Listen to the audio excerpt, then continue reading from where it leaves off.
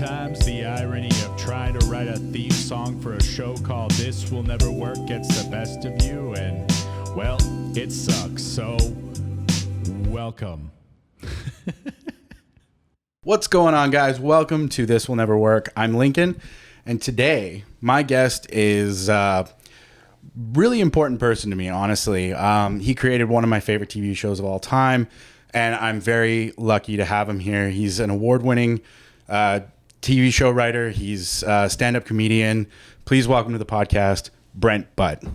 Hello. Thank you so much for being here. Waiting for a giant round of applause there, and then realized, oh yeah, right, we don't.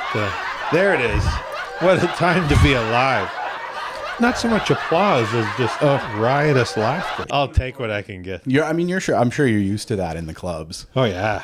Oh, speaking of clubs, I actually have a gift for you to start the podcast. Because this is where you brain me with a giant piece of lumber. I want you to feel at home. I know, look, your rider said 2 liters, but I could only get 1.5 liters.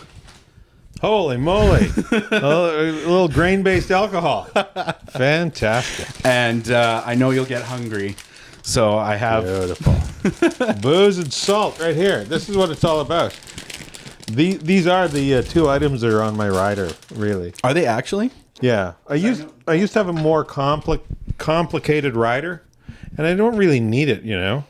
And so, yeah, like rye whiskey and Hawkins cheesies. Those are the things that are on my rider. That's your pre-show. It's because I've seen, and I thought you would appreciate that because I have seen on your Instagram, you post that many times in your story and in your actual feed. That's how folks know it's showtime. Yeah, exactly. I'm doing a show somewhere. Yeah, if you're posting the cheesies and Crown Royal from backstage, I know you're doing a show. So. It's a very comforting image, isn't it? Just seeing that. Like you're kind of in for a good time if you see that cheesies and whiskey there. That's kind of what I was. That's kind of what I was going for. Thank you for that. Of course. And I bought the big one because the big one, the Crown Royal, was on sale. So I was like, oh yeah, I'll get him the big one. Nice to take home.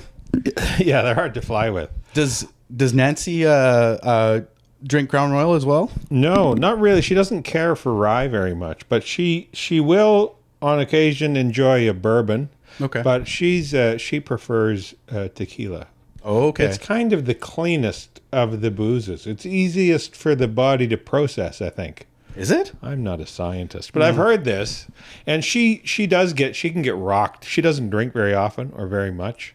She's only wee, you know. Yeah. She's a wee thing, and she doesn't drink very often, so she has a low tolerance. And if she has a couple of cocktails, she's sailing, you know, and she feels rough the next day.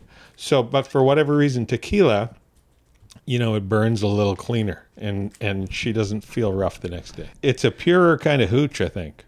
Well, yeah, and I mean, I guess all of it comes from plants, but it's what, agave? Yeah. It's very specific. Tequila is very specific because it is manufactured in a very specific way. It can't be called tequila unless it comes from the tequila region of France. Otherwise, it's sparkling fire. That's right.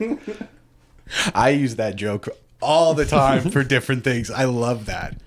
So, you've written a new book. I have. Let's start with that. All right. I messaged you about it on Instagram because you've talked about it a little bit, but I'm genuinely excited to read this book. So what's it called? So yeah, it's my debut novel, and it's called Huge, Huge, Huge, and it's called that for a few reasons. It'll make sense if you read the book. That's like the weakest sales pitch of all time. It'll make sense if you read the book. That's really going to lure people in. But it's basically it surprised some people because, you know, I'm known for comedy, and I'm known for kind of gentle comedy at that, really. And this is not that. It's not comedy, and it's not gentle. It's a quite a dark, violent, gritty psychological thriller, because I like to read thrillers, and I like to read horror. I like things that scare me, and this is, I've been told by some people who have read it, one person in the film industry specifically said it was like Silence of the Lambs scary. Wow. And it's basically it follows the quickest way to describe it is it's three comedians on the road, two of whom do not have a disturbing capacity for violence. These two comics start to realize the person traveling with them is maybe not wired upright and capable of some very nasty things. And their road trip takes a bit of a sour, dark turn, and it soon becomes less about getting laughs and more about staying alive, actually getting off the road alive. Okay. Does it take place? I don't know how much of the book you can actually talk about, but when does it come out? It's not coming out for a year, actually a little more than a year. It's going to be fall of 2023. Oh, good Lord. Yeah, because for whatever reason, I don't know a lot about these things, the selling of books, the marketing of books, they feel that this should be a fall launch. They feel this will do well with the fall launch. But we're too close to this fall. Got you. So we just said, well, let's shelve it. I'm doing a revision of it right now. And I don't mind this idea of a bit of runway to launch it properly. If I have a year and a bit to start spreading the word and planting seeds and trying to get people on board the idea of, this greasy apple-faced nightclub comedian that usually does kind of fun, light stuff, has written something that's quite dark and scary. I don't mind having a year to bring people on board. Absolutely. No, that's great. And it's different. It's with a book. I would assume it's way different than like doing like a revision or a second look at a movie or a TV show or something like that, where it's just like you're able to edit probably a lot easier, or add to, like, I don't know how much addition or subtraction you're going to do from the book or necessarily changes at this point, but yeah, I guess having that year to kind of look at it through a different lens over the next little while. Yeah, I mean, so right now, like, I'm happy with it right now. And the publisher's really happy with it too. Like, the publisher got on board. We had two publishers make offers for the book. So that was kind of, heartening. Like a bidding war scenario? Yeah, I mean, they both wanted the rights to publish it. And we just kind of decided which one we wanted to go with. Both would have been great. But it was, it's kind of heartening when you've never written a novel before. And you put it out into the world and brace yourself to be told that you don't know how to do this. But instead, like, I had a literary agent read it and he really liked it. And then when the publishers read it, we got a couple offers. So that kind of made me think, well, this maybe doesn't stink too much, Absolutely. Yeah. So when you sent it to the literary agent, at what point was the book in your eyes? Like, was it like a second, third draft, or was it like done in your eyes? No, I knew it wasn't done. I knew that, like, I felt one of the things that I needed to have was a good literary agent and, a publisher, editor to kind of look at it and go, okay, here's where it's falling short as a book, as a novel. And I knew that I likely needed that input. And, coming from the TV and film industry, I'm long used to getting notes from people. Yeah, because I like equating that to the film TV world, which I'm sort of familiar with as well. That would be like what, a producer?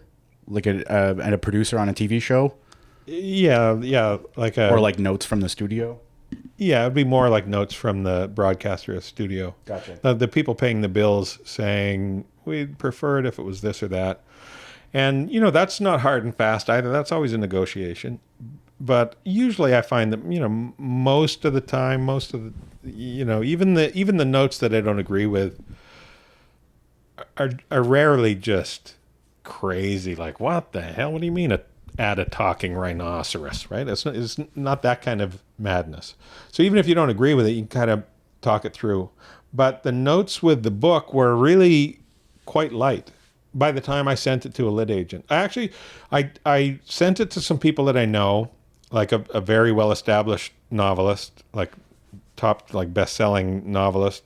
He read it and gave me his thoughts about how it could be better, specifically like early on in the book, how to get people on board sooner, keep them turning pages, and just kind of stressing to me the importance of, that first chapter, like people Totally. making a decision or not, whether they're going to keep reading. And so I made some pretty significant changes, pretty much rewrote the first act or the first chapter entirely. And some notes from some other writers that I know and that I trust, who have been in the business of either, writing books or TV and film for years. People who know story structure, character stuff. I had them read it to kind of make sure it made sense, that there weren't any glaring plot loopholes. Yeah. And also just, structurally, does it work? And I got some good feedback from them and incorporated those notes. So by the time I sent it to the literary agent that I was hoping would take it on, I felt that it was in pretty good shape. And he really liked it. He felt it was in really good shape. Gave me a couple of notes. I did a revision based on that. And then we sent it off to publishers. And once I chose the publisher to work with, I've done one round right now based on the publisher's notes. And it's going to a copy editor now. But the copy editor, mainly their job is to make sure Everything's spelled right. Yeah, typos and commas and and the right gaps. Everything's formatted properly. It's less about story and structure. Totally.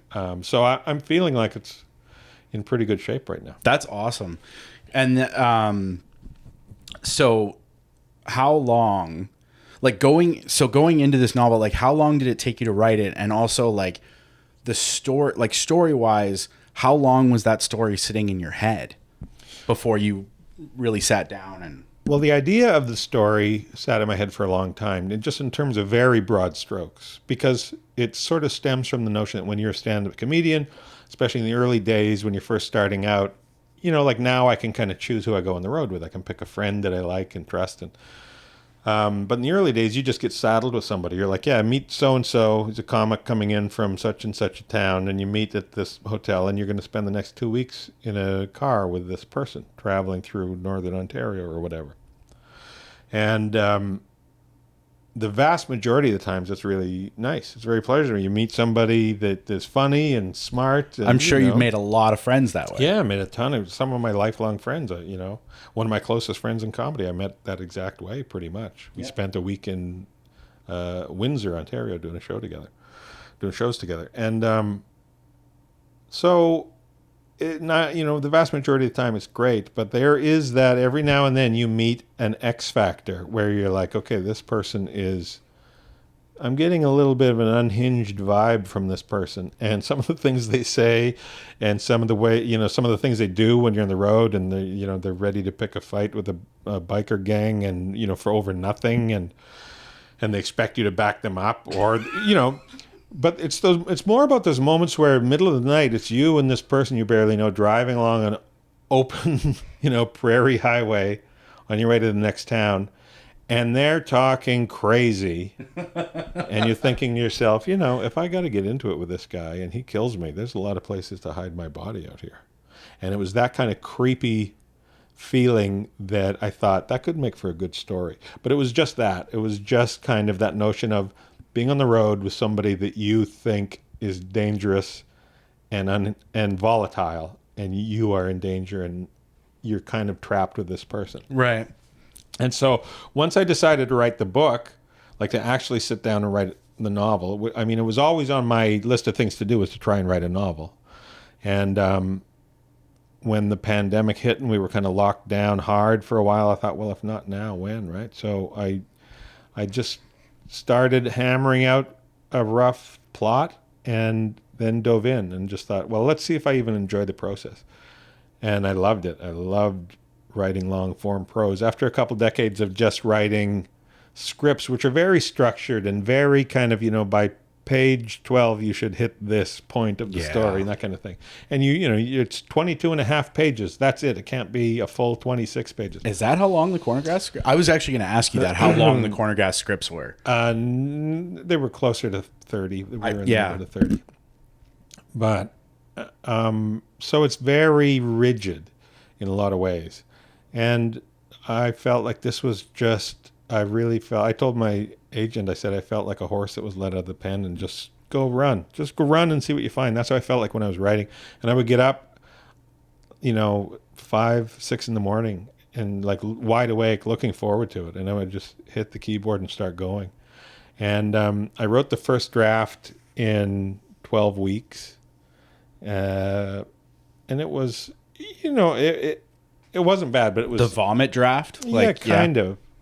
It was a little more structured than, like, I don't do a full vomit draft. I do, I kind of know the points I want to hit because I am a story structure guy. I do believe in story structure. And you create your loose framework, and then you can, it's one of those things. It's kind of ironic in a way, or it's like structure, and I think a lot of people don't understand this. Structure gives you freedom to try the quadruple sow cow because you got the net under you, kind of thing. If you don't have some manner of structure, I think it impinges your creativity in a lot of ways. Absolutely. I mean, in a lot of ways, as long as you kind of know roughly, what you're doing, you're just filling in gaps.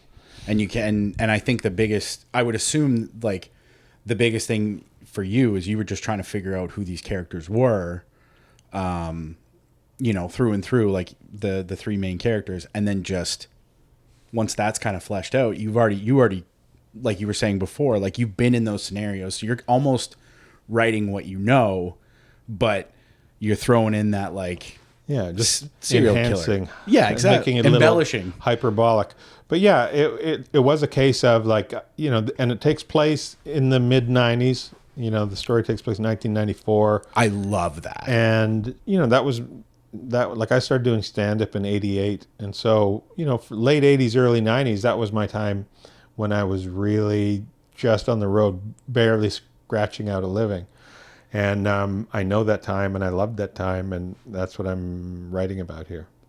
I love that. That's when you say it's set in 94, is that setting like a part of the plot? Not really. Although it is advantageous because no cell phones. Yeah. So that kind of helps. But it wouldn't have been much of a problem anyway. No. It would have been a matter of just taking the cell phones from them. Yeah, of course. So it's not really, that was just one thing I didn't have to worry about. But I did like, there's just those, they get the gig sheets faxed to them, that kind of thing. And, one of the guys has a pager and stuff like that. So like aesthetically, it's really of that time. That's amazing. I love that. And yeah, like I said, I cannot wait to read it. How long is the book? In terms of, at this point, all you can go by is words, 84,000 words right now as it stands. And that should translate roughly, I think, to about 300 pages once it's published. Are they doing hardcover and softcover, or are they just doing softcover print? It hasn't been decided, but I think it's probably going to go right to, I don't think there's going to be a hardcover. Okay. If bookstores suggest, I think the only way it would have a hardcover is if bookstores said to the publisher, we would like hardcovers of this. Like a limited run. Yeah. And I doubt that that's going to happen because if you talk to people in the bookstore business, they, as far as thrillers go, they call it trade paperback, which is like a nice high quality paperback book that comes out. And that's likely the way this is going to go, which I don't mind at all because it's what I prefer to read. And there have been books that come out in hardcover, and I purposely wait until they come out in paperback because I would rather read a paperback. Yeah. Well, and they're also cheaper too. You're reading it in bed, and it drops on your face. You're less likely to bust a lip. Are you one of those people that, like I am, that lays in bed with your phone above your face? Like, not really. Oh man. When I go to bed, my phone is off. Like I turn it right off.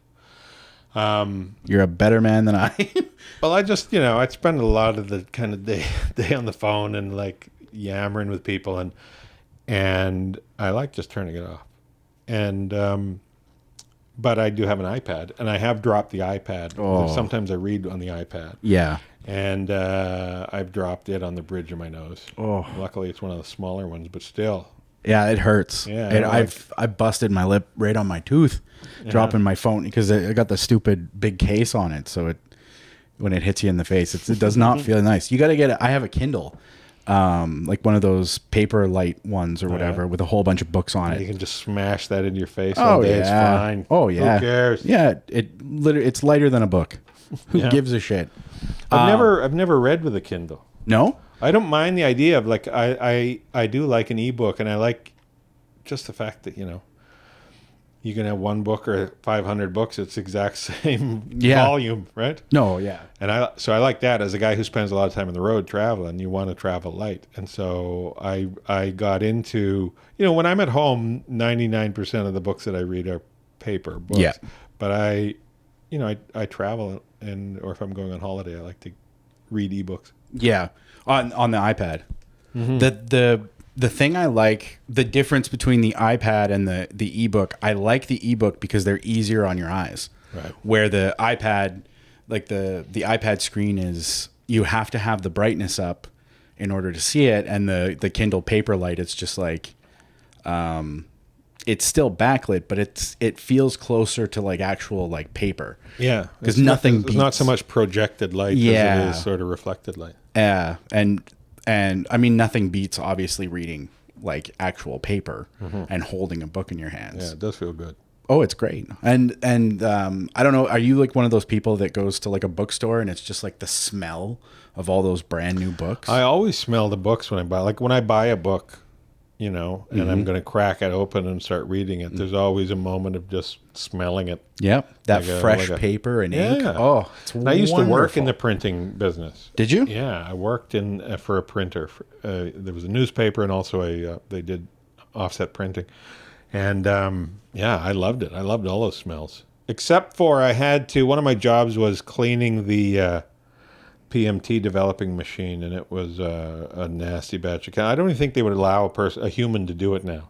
They would send in some robot device, but I would have to go in on my hands and knees and breathe all manner of hellacious chemicals for I don't know how long, 20 minutes. And what were Clean the thing out once a week. Just like ink you're cleaning out of there? It's like a developing fluid and stuff like that, because the newspaper pages are they're burned onto you make a negative by burning a PMT negative, photomagnetic transfer. Right. And you have to develop that, and the machine that you use to develop it is just a bath of chemicals. Lovely. Yeah, I bet that did not smell very nice. So going back to the beginning of your comedy career, you said that you started in 88. I was actually reading on your Wikipedia that it says in February of 88 was the first time you did stand-up comedy. Do you remember what day it was? It was the first Thursday of that February. The first Thursday of that February? Okay, I have to look. I think it was February 4th, but I'm oh not my sure. God, are you fucking kidding me? Why? I was born February 5th, 1988. Oh, yeah? Not to age you, but I was like, holy shit. My stand-up career is a day older than you. It is a day, that is wild. Maybe less than 24 hours older. Probably less than, because I was probably born, I think I was born the morning of February 5th. I don't want to bum you out, but... Oh, no, that doesn't bum me out at all. I just thought that was... I didn't think I was going to live this long, so this is all good news. Fair enough. Yeah, no, I saw that, and I thought that was really cool, that it specifically said February of 88. I'm like, okay, I wonder how close to my birthday it was. And so, yeah, you started your career during the 88 Olympics. Yeah, I did look it up once, and I think it was February 4th. But anyway, whatever the first Thursday... It would have been, because I was born a Friday. It was amateur night every Thursday at this comedy club in Saskatoon. Okay. And they did shows Thursday, Friday, Saturday, Sunday. And Thursday was, they would close with a pro comic, but they would have, if you were somebody who thought you might like to try stand-up, they had an open mic amateur night. And so you phone down, say you want to do it. And so I did. I had done stand-up in high school a couple times, and that went well. So I was encouraged by the notion that I could do it. I always wanted to do it. From the time I was 12 is when I first knew it existed as a thing. That's when I first saw a guy do stand-up comedy on TV. Who was it? Kelly Monteith. Okay. He was one of the big guys, in the 70s, early 80s. comic, a U.S. guy from the South, but he moved to the UK. He moved to England and had a big career over there. He had a sitcom and stuff over there. But I saw him on the old Alan Hamill show, which was an afternoon talk show that came out of Vancouver. Later became the Alan Thicke Show. Oh, Because Alan Hamill married Suzanne Summers and became her manager. okay. So he ditched his Canadian afternoon talk show. And they gave it to Alan Thicke. And Alan Thicke swooped in and took it to new and glorious heights. But they would always have, so it was kind of 5 days a week, I think, Monday to Friday in the afternoon on CTV. We only had 2 channels in Tisdale where I grew up. And summer holidays, I was always drawn to show business for whatever reason. I loved old movies. I just loved show business. Right. And so I remember one year I was home from summer holidays. Afternoon TV was on, and this show started up. Obviously, showbiz centric.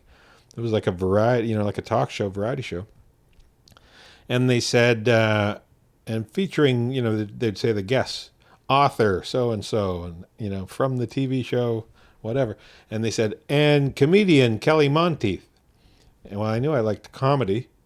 Comedian had the word comedy right in there. It sounded like to me. So I was like, well, what's this going to be like?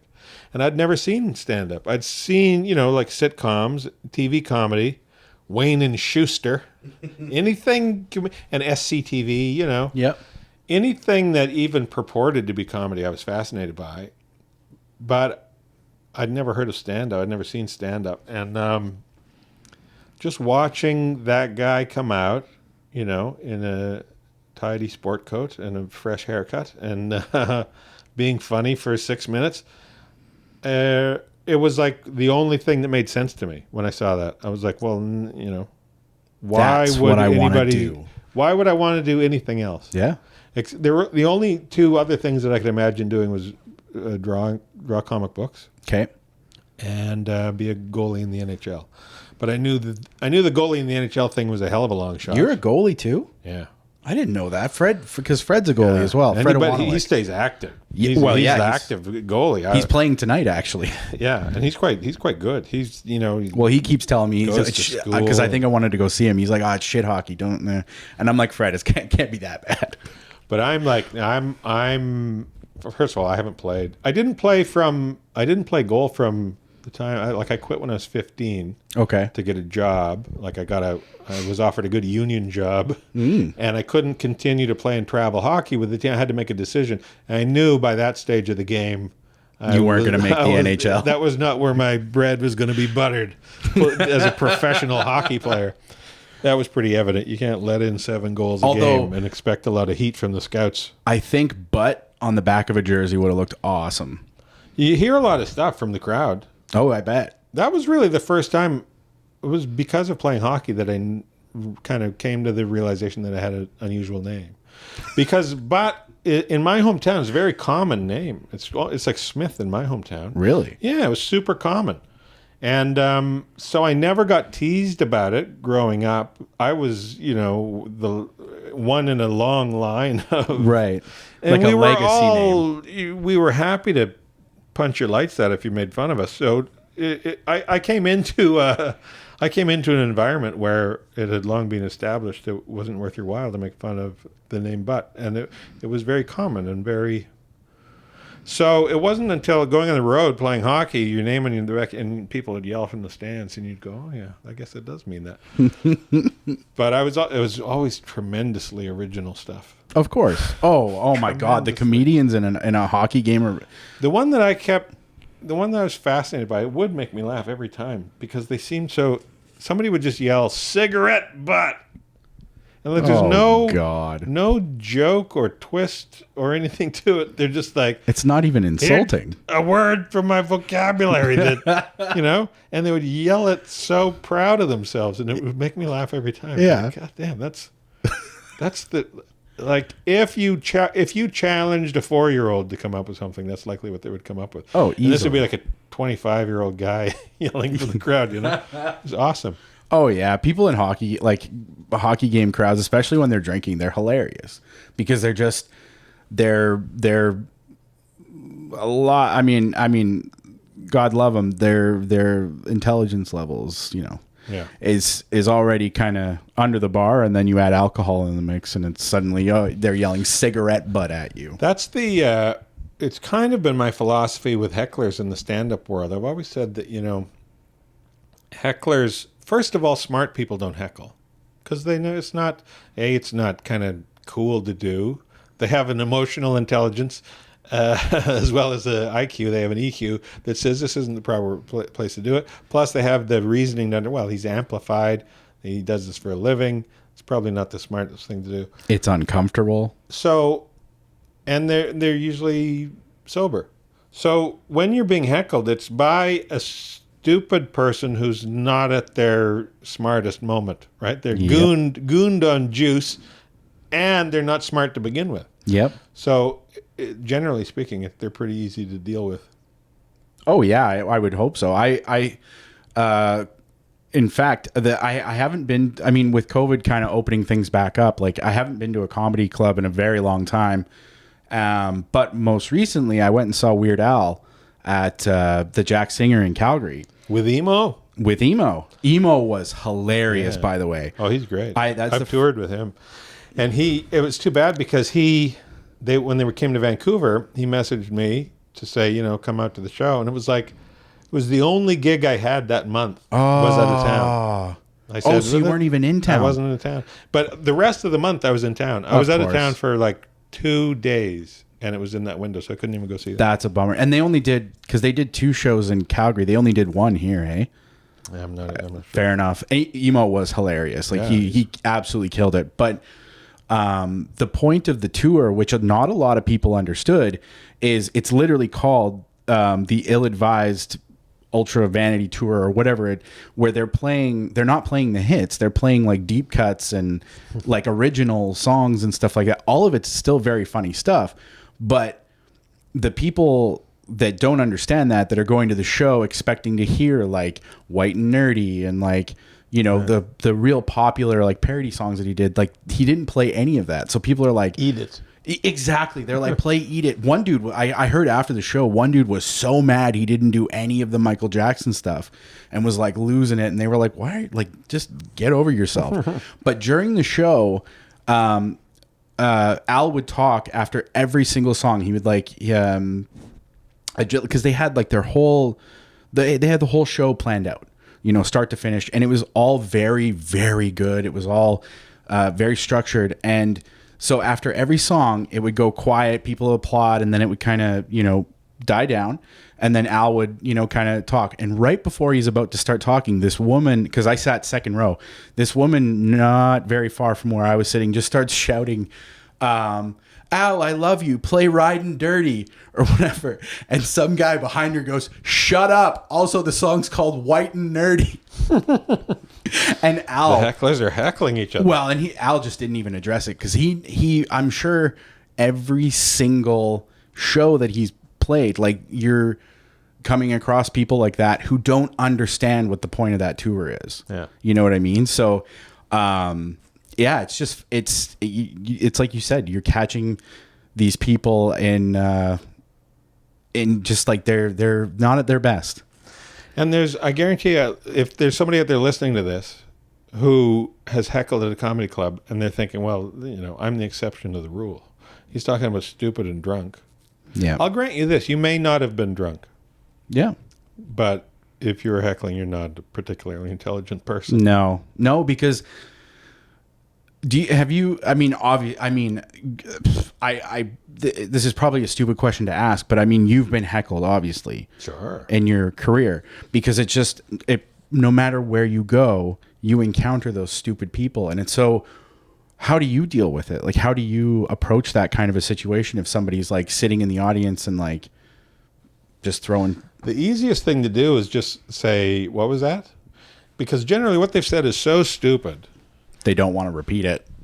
As they're repeating it, they realize how stupid it is, and it's 3 or 4 seconds. The whole room is against them. Oh, 100%. If you just give them enough rope, give them the opportunity to take enough rope to hang yourself, and they'll do it.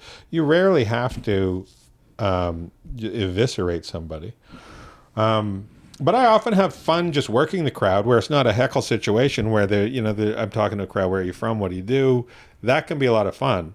And I'm not out to hurt anybody's feelings. Of course not. I'm not out to rip somebody a new one. No. I always used to say back in the old days, it doesn't really work now anymore now, but in the old days I used to say, I'd say to somebody, where are you from? And I would say, I know you're hesitant to talk to comedians because they're going to make fun of you. I'm wearing a $9 suit. Who am I going to make fun of? That was always get a good laugh. And it was bang on. I actually paid $9 for that suit that I was wearing. Really? Yeah. I used to perform in suits quite often, and I had a $9 suit that I liked to wear. That's awesome. Yeah. $9 suit. Where'd you get it from? It was like some thrift store. I was on the road somewhere. Oh, okay. And it was it fit me really well, except it was a little long because I got very short legs, and so I had to have it hemmed up. But it fit otherwise really quite well, and it was unusual to find something like that anywhere, let alone at a thrift store. So somebody was built very similar to me, just with longer gams. I know exactly what you mean. My wife always makes fun of me because she's like, you have a really long torso and really short legs. And it's when you find something that fits, at least in my case, I tend to buy a lot of it so that I have extras. But when you're finding something like that in a thrift store, you don't really have that luxury. It's kind of a one-off. Ron White, the comedian Ron White? Yeah. He's a fairly tall fella, 6'4" or something like that, 6'3" or 6'4". And he and I were on the road. He and I and Mike Wilmot and a handful of other people, we did like a month on the road together. Right. And we were legitimately drunk for a month, me and Mike and him. Just 30 days of, being stupid on the road, but we're having so much fun. But anyway, he was freaked out by the fact, like, it just hit him one day. We were sitting beside each other on the sofa, and he was like, "Wait, hang on, wait a minute." Because we were eye to eye. We were the same height sitting down. And then he was like, "Stand up." And we stood up, and he'd be like, like a 8 foot inches taller than me, right? Sit back down. And it was like a magic trick that his head couldn't piece together. Like an optical illusion. Yeah.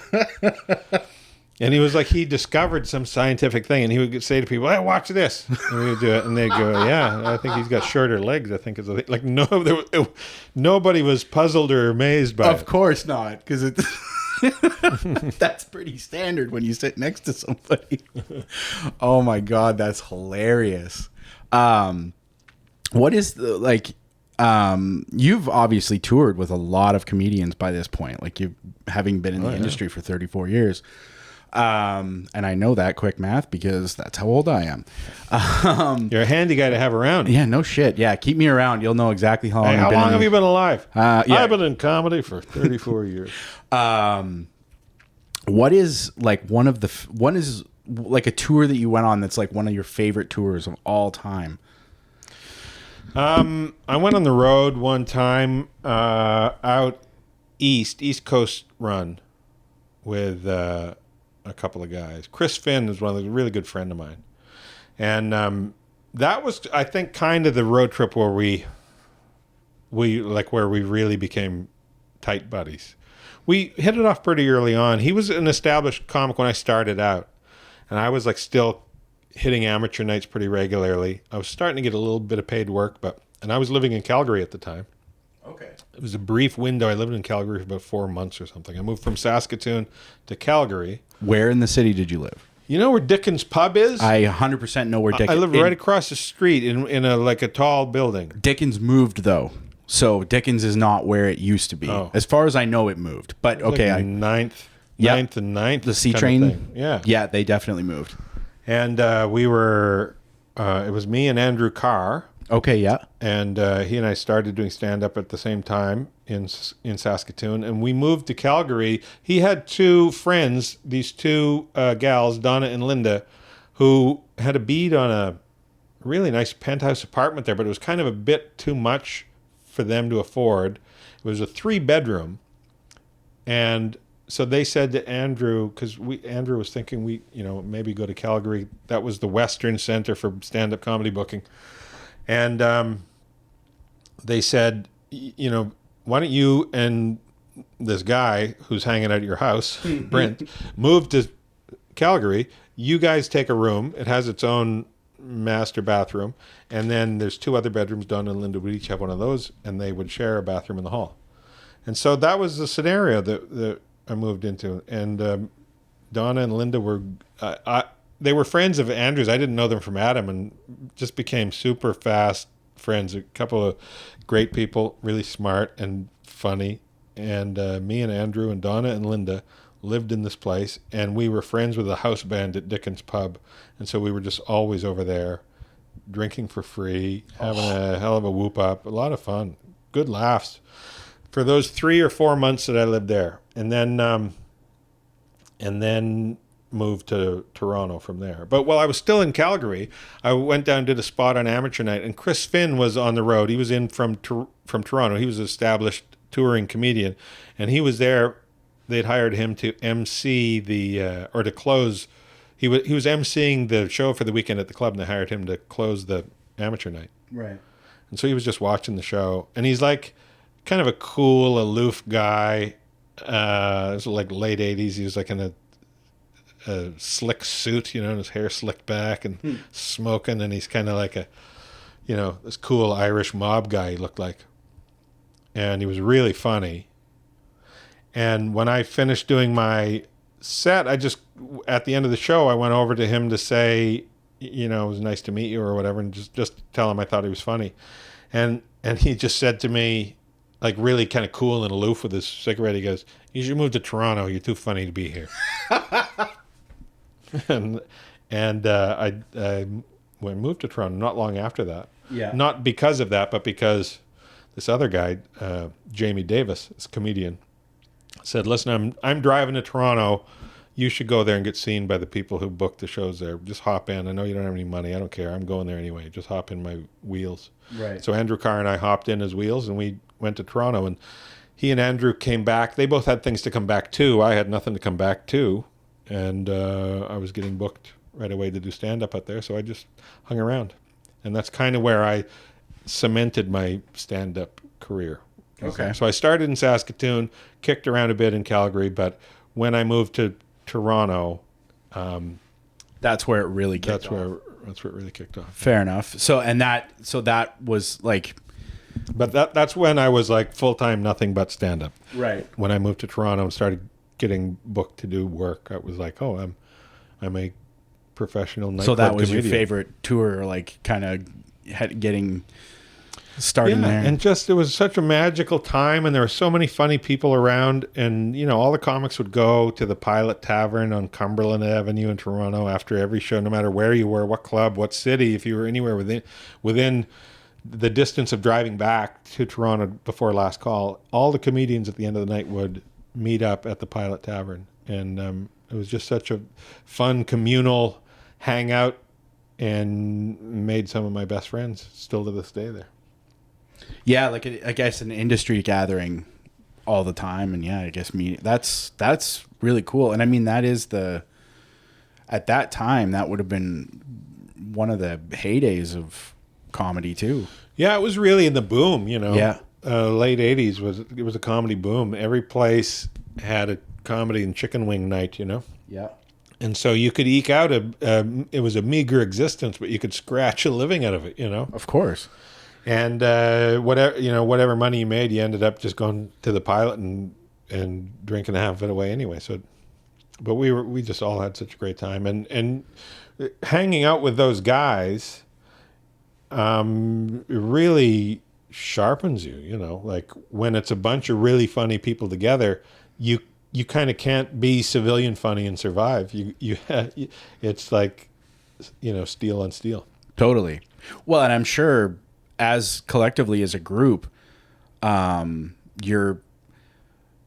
you find that, like, obviously there's a sense of competition, I'm sure, but like, did you find that, like, as friends, you're kind of like you're on stage, you deliver something, and maybe one of your friends is like, hey, like, that was good, but, and then maybe they have like notes for you after the shows and stuff like that, like, yeah, like tags. Yeah. That'd be a lot of things. Like somebody would be like, hey, that bit that you do, I thought of maybe a tag for it. Yeah. And yeah, it was a lot of that. it's good because you're just constantly super workshopping. collaborative. And sometimes, you come up with a sort of a one-liner, And then later at the bar, one of the comedians will like tag it. They'll say, I thought of a tag for that. And that'll trigger something from you. Next thing you come up with another line. And what started as sort of a one-line bit now is a minute and a half of stand-up. Yeah, because exactly. it's turned into something. Yeah. That's awesome. That's like, I like that communal aspect of it, because in a lot of regards, especially in kind of like entertainment industries, like you would find like not backstabby, but just like competition, right? Where people are trying to get ahead and like it's what I expected. I expected it to be like that. I thought, okay, I'm More trying to get cutthroat. into this business, and it's a bunch of lone wolves, and it's probably going to be a lot of, people trying to gut you like a trout, yeah, backstabbing and that kind of thing. And it just wasn't that at all. I mean, very little. There's Right. the odd rogue a-hole, but 99.9% of everybody, like, they're all lone wolves, but you're kind of in it together. You're doing your own thing, but it's such a different weird thing that most people can't relate. And here's this small community of people who can, and very supportive. Like, people, you got no money. Somebody, if you have nothing and somebody had 20, suddenly you have 10. Yeah. You both have 10. It was that kind of thing. Or people buy you a meal, or people let you crash on their couch. And yeah, like, I don't think there would have been any way, certainly no way I could have survived without the help of other people who were in the same, In the same boat. Yeah, in the same boat. And maybe they got a leg up for whatever reason. Maybe they just played a club for the week and they're a little flush. They got $1,000 Yeah. to their name, and you got $4 to your name, and they'll buy you a meal or buy you a couple of beers at the club, Right. and you return the favor when you're flush. No, exactly. And that right there is the crux of it all, where it's like, if one of you is succeeding, you're all succeeding in a lot of ways. And it's true, because it's like, if you book a big tour and say that promoter's like, who else do you think would be good at, like, who else are you going to pitch but your friends that like you also think are funny, and that, you know what I mean? Like, it's just, you're all coming up together. When I because I started out with Yuck Yucks and left myself and about 12 other comedians. We sort of had a falling out. Okay. Didn't like the way they were doing business, and we left. But it was a scary time, because now, okay, we sort of grew up in an environment where you're told you can't make it on your own on the outside, and here we were trying to do it, and right away I was getting booked in clubs, and a big part of it was, this established comedian, this independent comic, Barry Kennedy, was telling other clubs about me. He was saying, well, here's this guy who's really funny, and he's independent. You can book him now. And so I was getting calls, and it's all because of this guy. And I barely knew Barry at the time. I didn't know him well. We knew who each other was, and we did spots at clubs a couple times. But, he was going around tooting my horn. And Yeah, he didn't probably have to do because that. you were nice to him, and he genuinely thought you were funny. That's incredible. Yeah, I mean, I think it was more a case of like, it was like, he's a funny guy, not an a-hole. Why don't you book him? Yeah. It was like that. I think he wouldn't have probably, if I had been either not funny or an a-hole, I don't think he probably would have. Well, I don't think you would have made it in comedy if you weren't funny. Oh, it happens. Oh, Oh, yeah. I mean, well, I get that. I'm not going to name names, but there are people that I think that I'm kind of fascinated by, and I actually deal a little bit with it in my book, Huge, where the headline guy on the tour, he's fascinated by this other guy. He's like, it's like somebody took somebody who doesn't have a funny bone in their body and hypnotized them and told them, "You're Richard Pryor." Oh, go God. on stage. So it's kind of, and I've known people like that. I've seen people like that who are like, they've convinced people to book them? because they have kind of a pedestrian notion of what stand-up is, and they can kind of hit the bullet points of what it is. Right. And it's kind of hackneyed and tired, but if a crowd, is isn't as if they're not watching comedy every night of the week like you are, they don't realize how tired it is, so they kind of buy into it and they get into the rhythm of it when they're supposed to laugh, and it's sort of a workable thing. But you go, well, this person genuinely is just not a funny person, but here they are, they've put the name comedian on a business card, and they got headshots, and now they're working, and maybe not working a lot, but It's funny that you say that, because now that you've described it that way, I have definitely been to like comedy shows where that kind of exact, like I've walked out of there going, how was that person on the bill? Yeah, it absolutely happens, and they make a living at it. And it's one of the reasons I think that the comedy bubble burst, because there were getting to be too many of those type of people. Because when comedy was hot, when it was the it thing, when comedy was, really in its heyday, they were just looking for warm bodies to put on stage. And anybody who claimed to be a comic could do it for a while.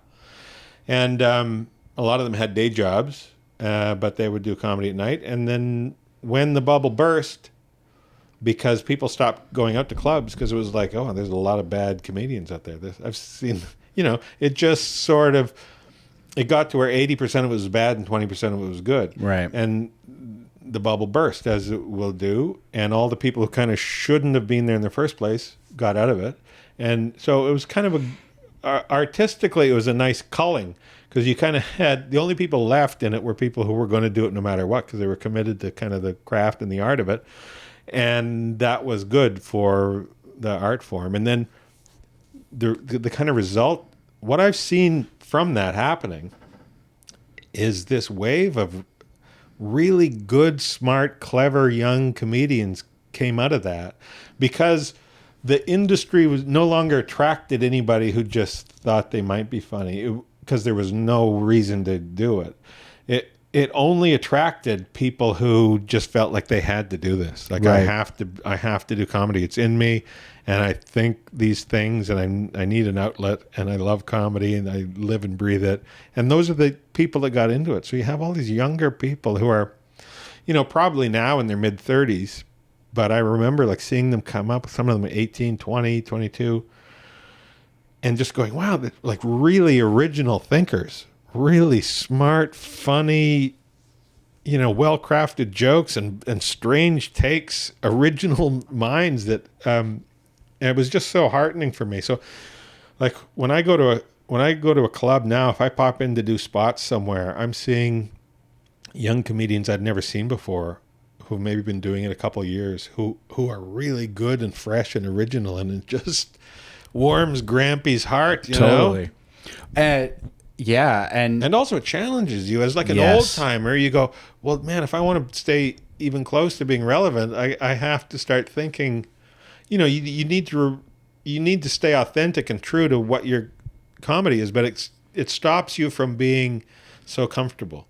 And so it's being around those young comics who are really original, really funny and smart, and different. It's like a shot of bee pollen in your. It's a blessing in disguise. Yeah, it just really energizes me.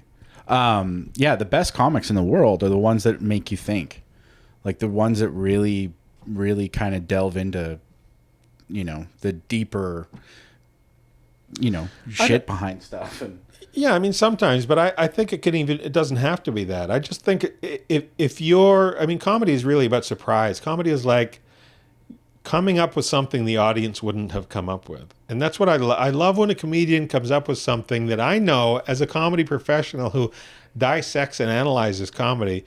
If you gave me a year and a half with that premise, I wouldn't have come up with that joke. That's what I love. Right. When I go, that's just such an original take. And, I kind of don't care really how deep it is or if it has some sort of, point of view or anything. I just like the creative originality that you see, and there's this whole generation of young comics out there who are there. I encourage people to get out to comedy clubs now if they can, because Or just go down to like local comedy nights, even just places where it's like they do comedy once a week in some pub somewhere, because that's where you're going to see a lot of really creative, original, risk-taking comedy. Yep. Get out and see it. Well, that's where a lot of the stuff gets workshopped too for bigger spots and stuff like that. So yeah, that's a good point. And you're right. There are a lot of like I follow some I have friends that send me like Instagram clips all the time of certain segments from, like young comedians working right now. So I have a question for you because about this one particular video that I watched that I how like you get videos sent to you and then you send them to a bunch of people. So I got this video and then I wound up sending it to a bunch of my friends because I thought it was funny. Like it was one of those like, shocking kind of things where it was like, I thought it was crafted really well. I thought the joke was crafted really well. And basically the feedback I got from 95% of everybody was like, oh my God, that's so funny. But one person was like, you know what? That was really low hanging fruit. And I was kind of thinking about it like, okay. So essentially the joke is crafted like it's a male comic. He starts off going, I think it's, I had sex with my teacher. The joke goes on to say that he was homeschooled and that and that it was his dad. So like, that's the reveal where it's like shocking. And he obviously delivers it a lot better than I did. But yeah, I got to say that wasn't a real that was razor sharp delivery on that. Fuck no. And he furthermore goes on to state that it was his father. Yes, but it is crafted in such a way that like when the delivery that it is his dad lands, it's one of those like, oh shit moments. And so I'll if I can find it, I'll send it to you later. But it's I don't know. It's just one of those things where it's just like, I don't know if it was my friend being just uber pessimistic about it, where he was just like, low hanging fruit, or if it was genuinely like a well crafted joke. I don't know. Yeah, I don't know. Like I would have to see it. I'll send it. Yeah, I know. I don't have enough data to weigh in on that. But I can tell you while you were telling me, and maybe part of this was the delivery, but while you were telling me, my thought was the twisteroo is going to be his dad. Okay, yeah. Like it was kind of coming down the pike a ways. It does. It is. Yeah, it does feel. It's not like it's shocking enough that it's like, oh, okay, yeah, that's where that was going. But it's also like, it is kind of like pretty self-explanatory where that is going once he starts the joke. So yeah, you're right on the money. So it's probably somewhere in between, because a lot of that stuff is yeah, I guess it's just kind of, it's all, I guess it is all in the delivery, which yes, I did deliver that terribly, but I couldn't remember exactly how. Yeah, it's better to just do it the way you did it. Just distance yourself from it. Like if you can't relay it, if you can't relay it exactly properly, then distance yourself. Don't do some hodgepodge carved up thing. Just get outside of it and say he further says, yeah, that's the best way to do it. No, I got like 70% into that and realized, holy shit, I'm about to fuck this up in front of Brent Butt. And I now hate myself for you're it. Finished in the podcast world. Oh my God. This like literally, like my career's done. I'm going to trash a hotel. We're selling all these cameras. Yeah, no shit. We are selling. Brent's going to sell my cameras for me. So I would be remiss if we didn't talk about Corner Gas at least a little bit. While I have you here. Yeah. I love talking Corner Gas. I'm so glad to hear that, because honestly, like, I could talk your ear, or I could ask you questions about it for hours. I won't do that, but I will. I do have some questions. First of all, the chili cheese dog thing. Mm-hmm. Is that genuinely your favorite food, or was that just a character choice? No, it was because I love chili cheese dogs. I thought, here's an opportunity for me to have chili cheese dogs on a fairly regular basis. When I was living in Toronto doing stand-up and we were performing at this club called the Laugh Resort, below the Laugh Resort, there was a bar, pub, pool hall called Milwaukee's. And they had the best chili cheese dog you can imagine. And I had a hellacious amount of that. I would have, 9 to 10 of those a week. And Oh my God. yeah, you're young and invincible and nothing can harm you. And you're smoking and drinking and eating chili cheese dogs and just living, you fear nothing. The notion now, like, I'm getting heartburn talking to you about it. But in those days, yeah, just so, I when we started, it was kind of two-pronged attack. When we started doing, I was kind of known for liking chili cheese dogs. Okay. Among the kind of handful of comics I hung out with in Toronto. They would often see me after the shows with a chili cheese dog. But when Corner Gas came along, I thought, I was heavier than I wanted to be. And I thought, I'm going to try and lose some weight before doing the show. And I got my teeth fixed. I used to have crazy wolf boy velociraptor teeth, And I didn't want to be on TV every week with those. So I got these porcelain veneered things on the front of these. But I also wanted to lose some weight. And one of the things was, you got to cut back on, you can't be eating chili cheese dogs. So I thought to myself, I was craving it while I was writing this, first few scripts. And I thought I could make this a character thing where he eats chili cheese dogs. And I carried that through the scripts because Janet, who played my mom on the show, she was also trying to watch her weight. And she was always, what she missed was craft dinner. She loved craft dinner. Right. And okay. so I would write into a script, I would say, if there was a scene where Brent and Emma were just talking, and it could be anywhere, I would have it so that Brent stopped by his mom's house around lunchtime, and I would write into the script eating craft dinner with hot dogs cut up into it. Oh, which is so good. And she would come over to me, she would give me a big hug, and she'd be like, "Oh, thank you for this." And so, and they would actually make it and have it they on would set. make it. And so we would, our characters would be eating it during the scene. She'd be picking at it. Oh, that's so Yeah. cute. I love that. I it's funny. Before you got here, I was just kind of brushing up on the series, and I guess I hit the end of season 6 because it was just kind of running in the background while I was setting up, and I didn't realize. Also, this side note, I didn't realize get the F off my lawn was the second last episode of the series. I didn't realize that until today. I couldn't have told you that it was. Oh no! It's news to me. Yeah, because I was watching it on Crave and it just kind of like ended and stopped, and I'm like, how? Wait, I thought I was in season 4, but no, I guess it ran. Anyway, the reason I was asking about the chili cheese dogs is because the episode where Lacey is trying to enhance your taste buds and get you to try the chicken Kiev, and you're like, I don't like goop. the goop coming out of the chicken or whatever, and she's like, that's butter. Ooh, I like butter.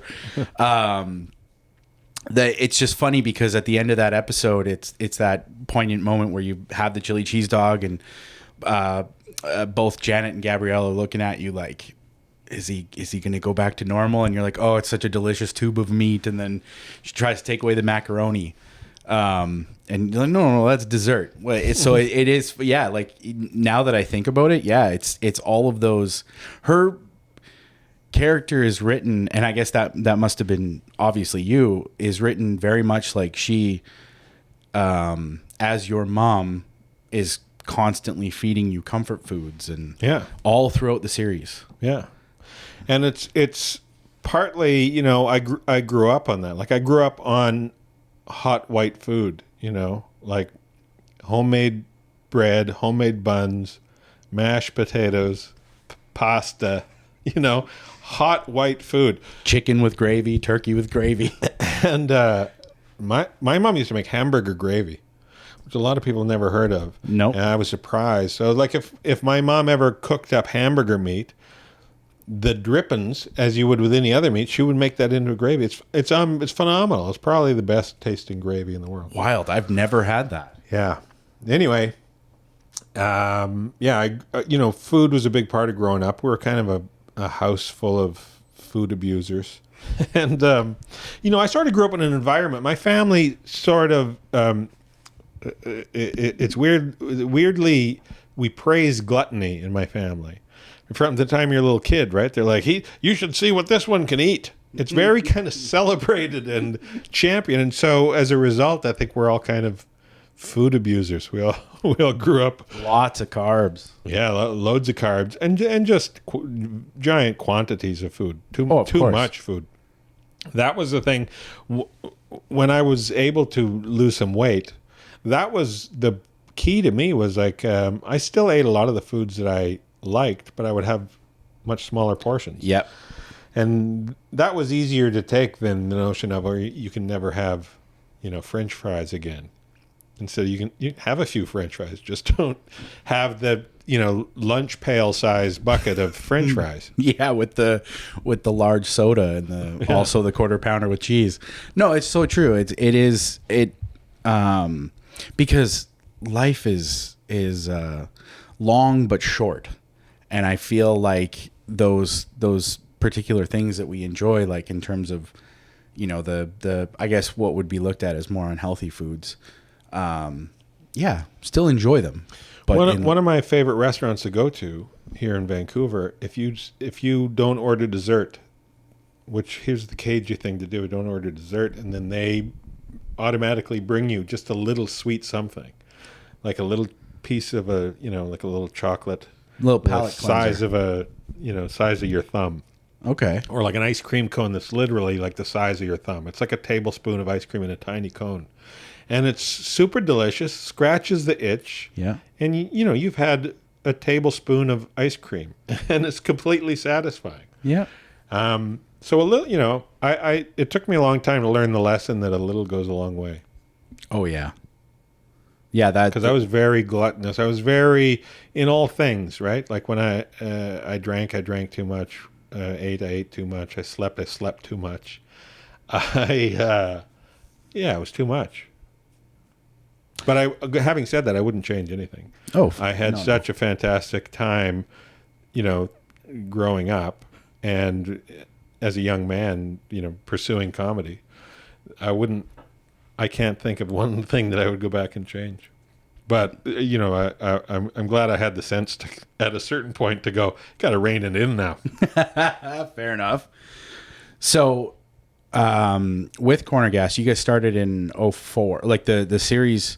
It broadcast in 2004. It broadcast in 2004. January of 2004. So we filmed it in 2003. Okay, the summer of 2003. Because obviously it was. So, take me through kind of how you essentially got that off the ground, like pitching that and getting it to series order. Did they order a pilot or did they order the full first season? So it kind of came about in a non-traditional way. Like I never went around pitching this show. So what happened was this director that I knew that I'd worked with on a couple projects named David Story, who was also a producer, super great guy. Yeah. He directed a couple of things that I had done, so a couple of stand-up shows. Okay. And he's an Ontario-based guy. But he had moved out to Vancouver for a bit. He was going to give it a whirl out there. He's since moved back to Ontario. But for a while, he'd moved out to Vancouver. And so he called me up and he said, hey, I need to talk to you about something. Let's go for coffee. And so we went down to Bojangles on the corner of Denman and Robson. I used to live right near there. My first apartment in Vancouver. I've lived in Vancouver since '93, so I've been here a long time. Oh wow! So we went to this coffee shop that I frequented called Bojangles, and we sat outside. And David said to me, "Listen, I was talking to CTV about TV shows. I was pitching a couple of TV show ideas, and they didn't really seem to like anything that I was pitching. But they're keen on you, and they know that I knew you, and they want to know if you have any TV show ideas." So I said, "Oh, that's cool." I said, "But I think the reason I was on the radar really at the time was I had been nominated I had done an hour-long stand-up show called Funny Pants that got nominated for a Gemini Award, which back in those days, it's since the Canadian Screen Awards, but they used to TV and film used to have their own separate awards. The Gemini Awards were for TV, and I had been nominated for Best Comedy Performance for this show that I had done. And so I think I was on their radar. Mm-hmm. And, one of the guys that was kind of big up in the network, he was a fan. And so David said, they want to know if you have any TV show ideas. I said, well, the only thing that I have, I wrote this treatment for a TV show about a gas station in Saskatchewan, but I can't think for a second they would be interested in that at all. he said, well, tell me about it. So I told him about it, and me telling him about it, he had some laughs about it. He said, it sounds interesting to me. He said, I think I would watch this show. He said, do you have any paper on it? This is the one kind of weird, chilling part of the story. Okay. It actually, when I think about it, still gives me goosebumps. So after I told him about it, and he kind of liked the idea, he said, do you have any paper on it? I said, well, I don't know. So we walked back to my apartment, and I was living with a gal at the time. She and I had been living together for a while, and the place was a mess. It was kind of like, it was a bit of a hoarder situation almost. Like Collier's Mansion style, or I don't know the reference. Fair enough. Nobody knows Collier's Mansion. Anyway, just blow past it. So just try, like, she didn't like to throw things away. So it was a bit of a haywire mess in this place. And so we came in. He came in behind me, and I think he was alarmed at what the place was like. And I said to him, I wrote it. It's on this was back in the days of the floppy disks with your computer. I said, it's on a floppy disk somewhere. No. I said, I don't know where the hell I would ever even begin to look for it in here. And I just moved a pile of clothes with my foot. Yeah. And on the floor was a computer disc that said Corner Gas on it. So it was literally in this mountain of refuse. I moved one thing randomly and found it. And it was there. And I said, well, we're done looking. There it is. So I popped it into the computer. 90 minutes later, it boots up. And we read through it, and he liked it. And he said, go over, polish this up, make it funny, make it funnier. Like, you got a few funny lines in here, but like add more of that. Make it really funny. Come on. And that was really great advice. He was like, just like make it funnier. You got like, that's a funny line, but there's 2 funny lines, and it's 4 pages. Make it a bunch of funny lines. Solid advice. So I went about doing that. Are you not a comedian? Like, why is this not as funny? Well, I'd kind of written it to purge it out of my head. I do a lot of things like that where, like, I'll draw pictures, or I'll write songs, or I'll, write an idea for a story just to purge it out of my head, because I'll obsess on it until it's out. So this was kind of one of those things. But it was, it's sort of the situation I grew up in, small town Saskatchewan, hanging out at the gas station, having coffee with my buddies.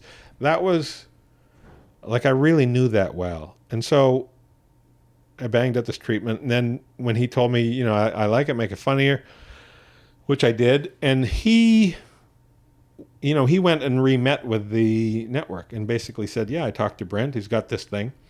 They really liked it. He called me up and said, they're interested. They want to talk more. Wild.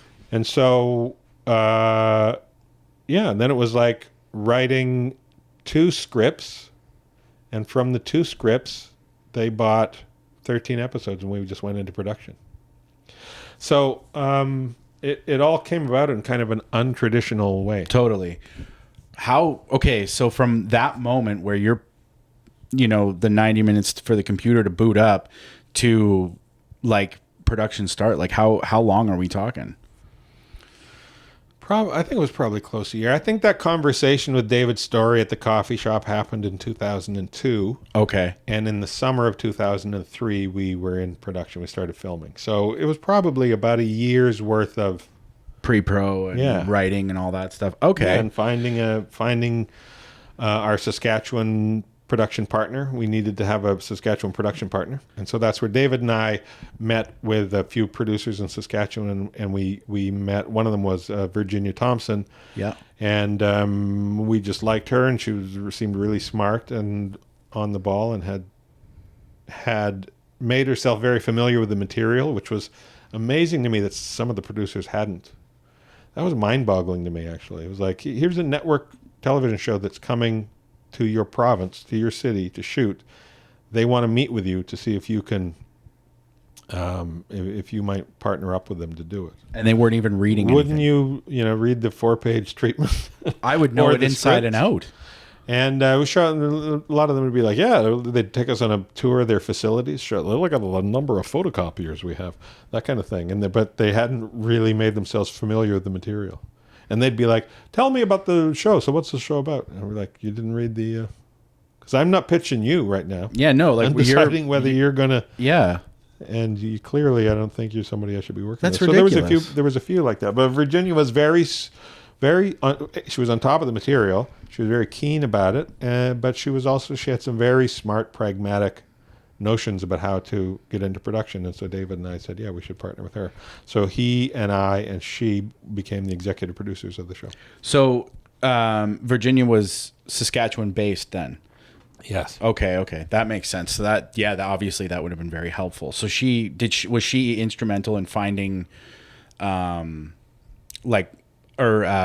guess securing Rollo as like the home base for the set, or like how did that come about? No, that was just David and I in a van driving around. We knew that we had to find a town that was within sort of 45 minutes of Regina, because once you get outside of that, that's your union buffer. You got to start paying extra.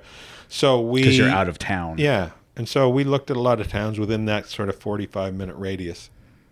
And a lot of them kind of felt like they could work, but a lot of them were either too pristine, like too sort of beautiful little Mayberry-ish kind of idyllic communities, or they were a swirling nightmare, like really beat up, rough looking. And I wanted something in the middle. Yeah. And Rollo was kind of like that. It was something in the middle. There was lots of quaintness to Rollo, but also you might see half a truck in a yard somewhere. Yep. And it was like, it seemed very real, but pleasant, but not, idyllic. No. It just seemed like a real little town. Yeah, or Fou Marty. Yeah. Was that sign that was actually like that, yeah. that was like that? Yeah. That is wild. Like I think I when you talk about getting goosebumps finding that floppy disk, I feel like Hang on a second. Now I may have misspoke. I can't remember now if that was actually the Fou Marty art department. I know it wasn't my decision. I know that wasn't. It was either like that or somebody made it like that, and I signed off on it. Fair enough. I can't remember. It's iconic in terms of the show, because it is hilarious that it's like one of those things, because it's supposed to say food market, but it just like the letters fell off or blew away and so the characters always referred to it as the Fou Mart in the show. Fou Like Mart, if they ever mentioned it, I ran into Emma at the Fou Mart. Is it? Oh, okay. I always. It's supposed to be food market, but because it says FOOMART, so they just call it the Fou Mart. I see, and I always called it Fou Marty because I thought it was funny. So I do feel like, because I've been to Rollo twice. Like I visited the set before they tore it down. Once in 2009, right after you guys had wrapped up the final season. And once again, I was driving my sister to Ottawa because she was moving there to go to school. And I feel like, because when you get there, it does have that kind of exactly what you're talking about, that quaintness, but also not, so over the top as like a small town. I feel like it was just, Rollo was meant to be Dog River. Yeah. And it must have been like that when you. And it also had, the other part of it was, and I remember David and I were driving around with a couple of the CTV executives scouting for the town. And I said, I wanted to have that flat Saskatchewan horizon. And we would be in some town, and one of the executives, Brent Haynes was his name, and he'd say, "Oh, look how flat that is." And I go, "That's not flat. That's not. It's like, look, there's a little bit of a rolling ridge there." And he'd be like, "That's not flat? No. We're looking for that place where, God put down a T-square and said, here's sky, here's dirt." Yeah. And we found that Rollo has that. You can look out at the, you can point the camera and just dissect the screen with blue and yellow. Oh, it is it's crazy when you're actually standing there and you look out at the horizon. Like if you're standing where the pumps would be and you're looking out, for all the fans of Corner Gas, yes, it is literally like that. And for the cast, a lot of the cast were unfamiliar with Saskatchewan, hadn't spent any time there. Nancy, Fred, Gabrielle, I don't think had spent any time there. I don't think Tara had spent any time there. No, Fred said it when he went to do the show. It was his first time to Saskatchewan. He said with Nancy. Yeah, and he said it was like almost like culture shock because he grew up out here in Vancouver. And Nancy and Fred would sit in chairs and look out at the horizon. And they said that it reminded them of the ocean because it was just super flat horizon, and the grain would be moving in the wind. And they said it kind of made them, because they were missing the ocean. They're both a couple of West Coast kids, you know. And it's just endless. Yeah. No, that is super cool. So I had to teach a lot of them how to say Saskatchewan too. really? Yeah, because they would say it like most people who aren't from there say it Saskatchewan. It's really pronounced, right? Saskatchewan. Yep. Like people say Calgary. And so I would say to them, I said to them, say it like this. Say Saskatchewan, but stutter. One stutter. Saskatchewan. Yeah, and so then they would all hit it that way. So they said that's what for the first while, whenever they had to say Saskatchewan, they would think of it that way. Say Saskatchewan, but stutter. Saskatchewan. Oh yeah, okay, yeah, Saskatchewan. Yeah. Saskatchewan. That's cool. So the first, okay, so you got a series order for 13 episodes for the first season, and so I guess going into that, you had never met, like in terms of the cast, like none of you really knew each other, at all before. Like, how did the casting process go? Were you you obviously must have been involved in the casting process. Yeah. I mean, basically, early on in talking to the network, I said, like, I need to be in charge of the creative. I need to be in charge of the funny, or I can't afford to do this. Right. And they were like, what do you mean you can't afford to do it? And I said, like, the only, this either has to, this has to work and be funny the way I want it to be funny, or I can't afford to do it, because if I'm on TV bombing every week, nobody's going to look at it and go, well, that show was poorly edited, right? They're just going to go, oh, that idiot isn't funny, right? Yeah, because it's your name at the head. Yeah. So I can't afford to bomb weekly. No. In front of, I remember saying 500,000 people, which was a huge number, like a pipe dream number, right?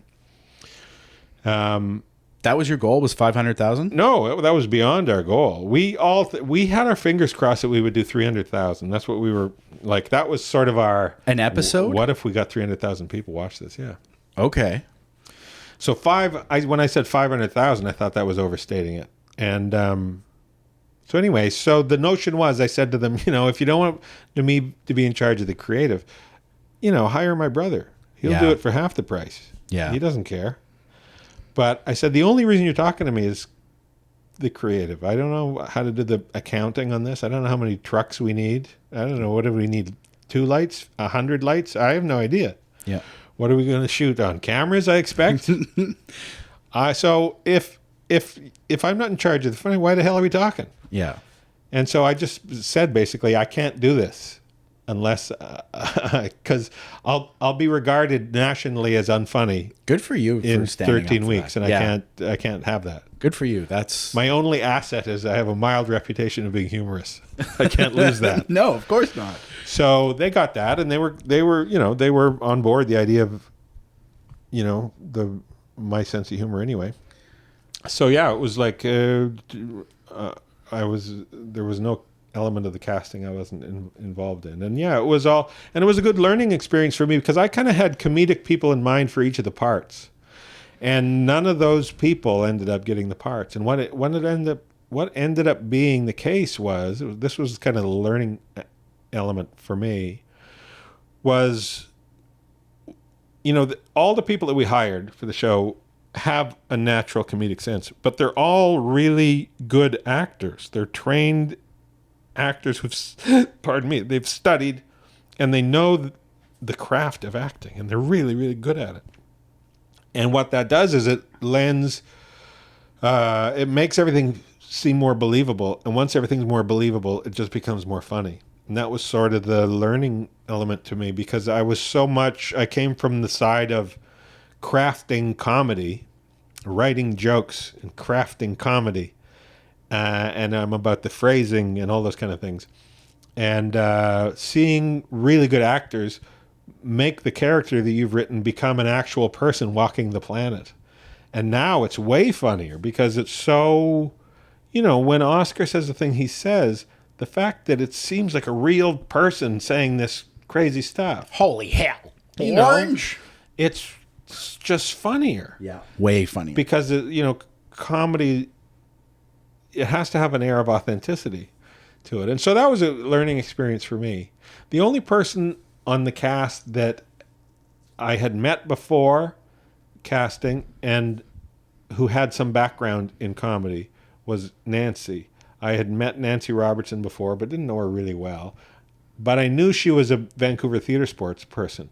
She's very funny improv.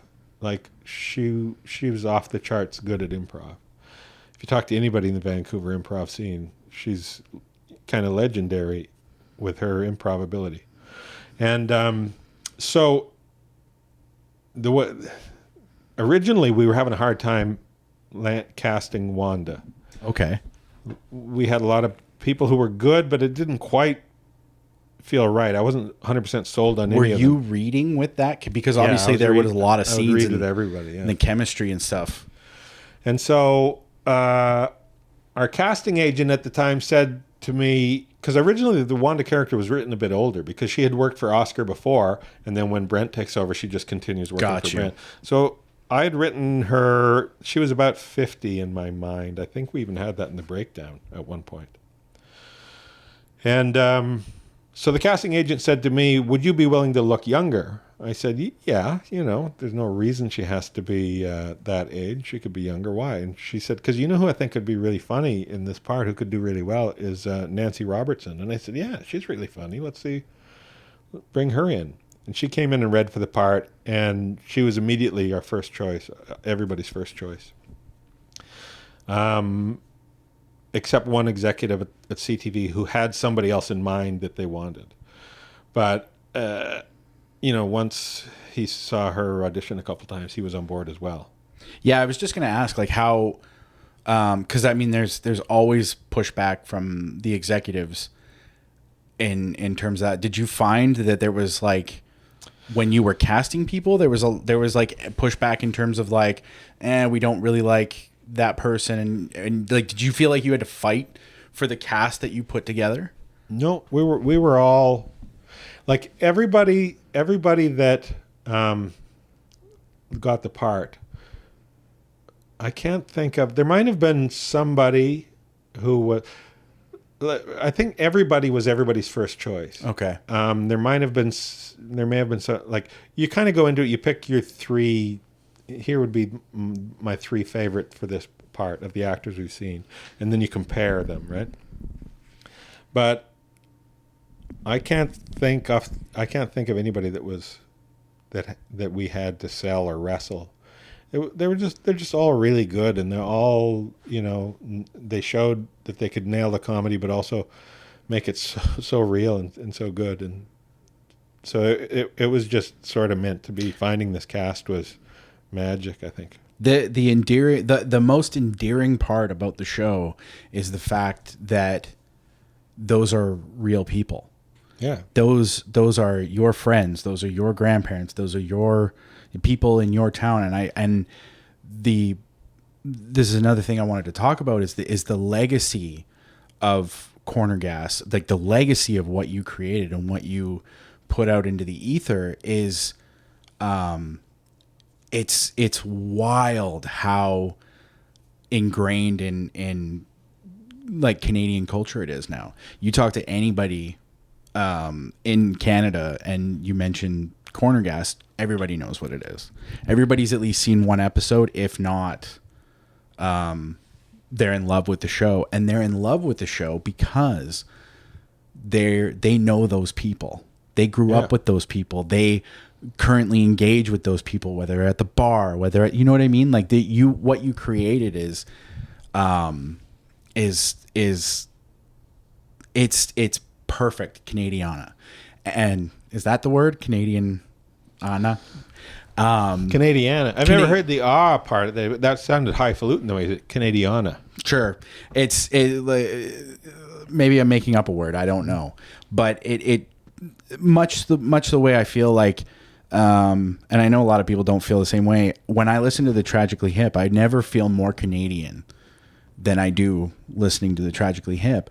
I also... The episode when the Tragically Hip were on Corner Gas must have been almost blew your head off. Oh, it's like Euphoria. It's too much Canada. Almost too much Canada. It's way too much Canada. Syrup dripping out of your TV speakers.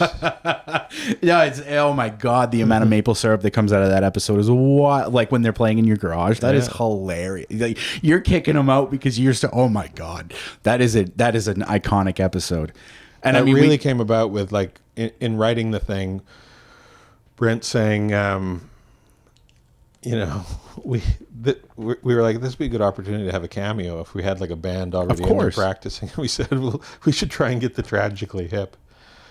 Think, you know, because that would be the funniest thing. Like of all the bands you could have in Brent's garage that he just referred to as local kids. Yep. Let's get the biggest band in the nation. And they were like, yeah, we'll do it. That is odd. And I mean, honestly, like there's I mean, any number of Canadian bands you could have picked from, like Rush. That would have been another really good one. Well, we kind of had our, you know, sliding scale, and we started right at the top with the Tragically Hip, and that's as far as we had to go. No, that's they great. got on board. Yeah, that is such an incredible cutaway gag, in that. But yeah, I think, truly that's why it, because I mean we're going on 18 years since, you know, it originally aired, and it hasn't gone anywhere, because now it's playing around I'm the new Gilligan. It's playing around the clock somewhere. Gilligan. And now with the Amazon Freevee channel in the States, it's like they started their own Corner Gas channel, right? So Amazon Freevee, you can stream Corner Gas on Amazon Freevee, but then Amazon said, let's make a Corner Gas channel. It's 24/7, anytime, morning, noon, and night. When you go to the fast channel, it's just Corner Gas. Is that just in the States or in? Yeah. Okay, that's wild. So yeah, you just turn it, you flip it on, and it's just Corner Gas. Yeah, that's awesome. You don't know if you're going to get an original series or part of the movie or an animated episode, but it's going to be Corner Gas. I love that. Yeah, Corner Gas and Corner. Do you have comfort shows that you throw on in the background as kind of like it's something that you've watched a million times and you just kind of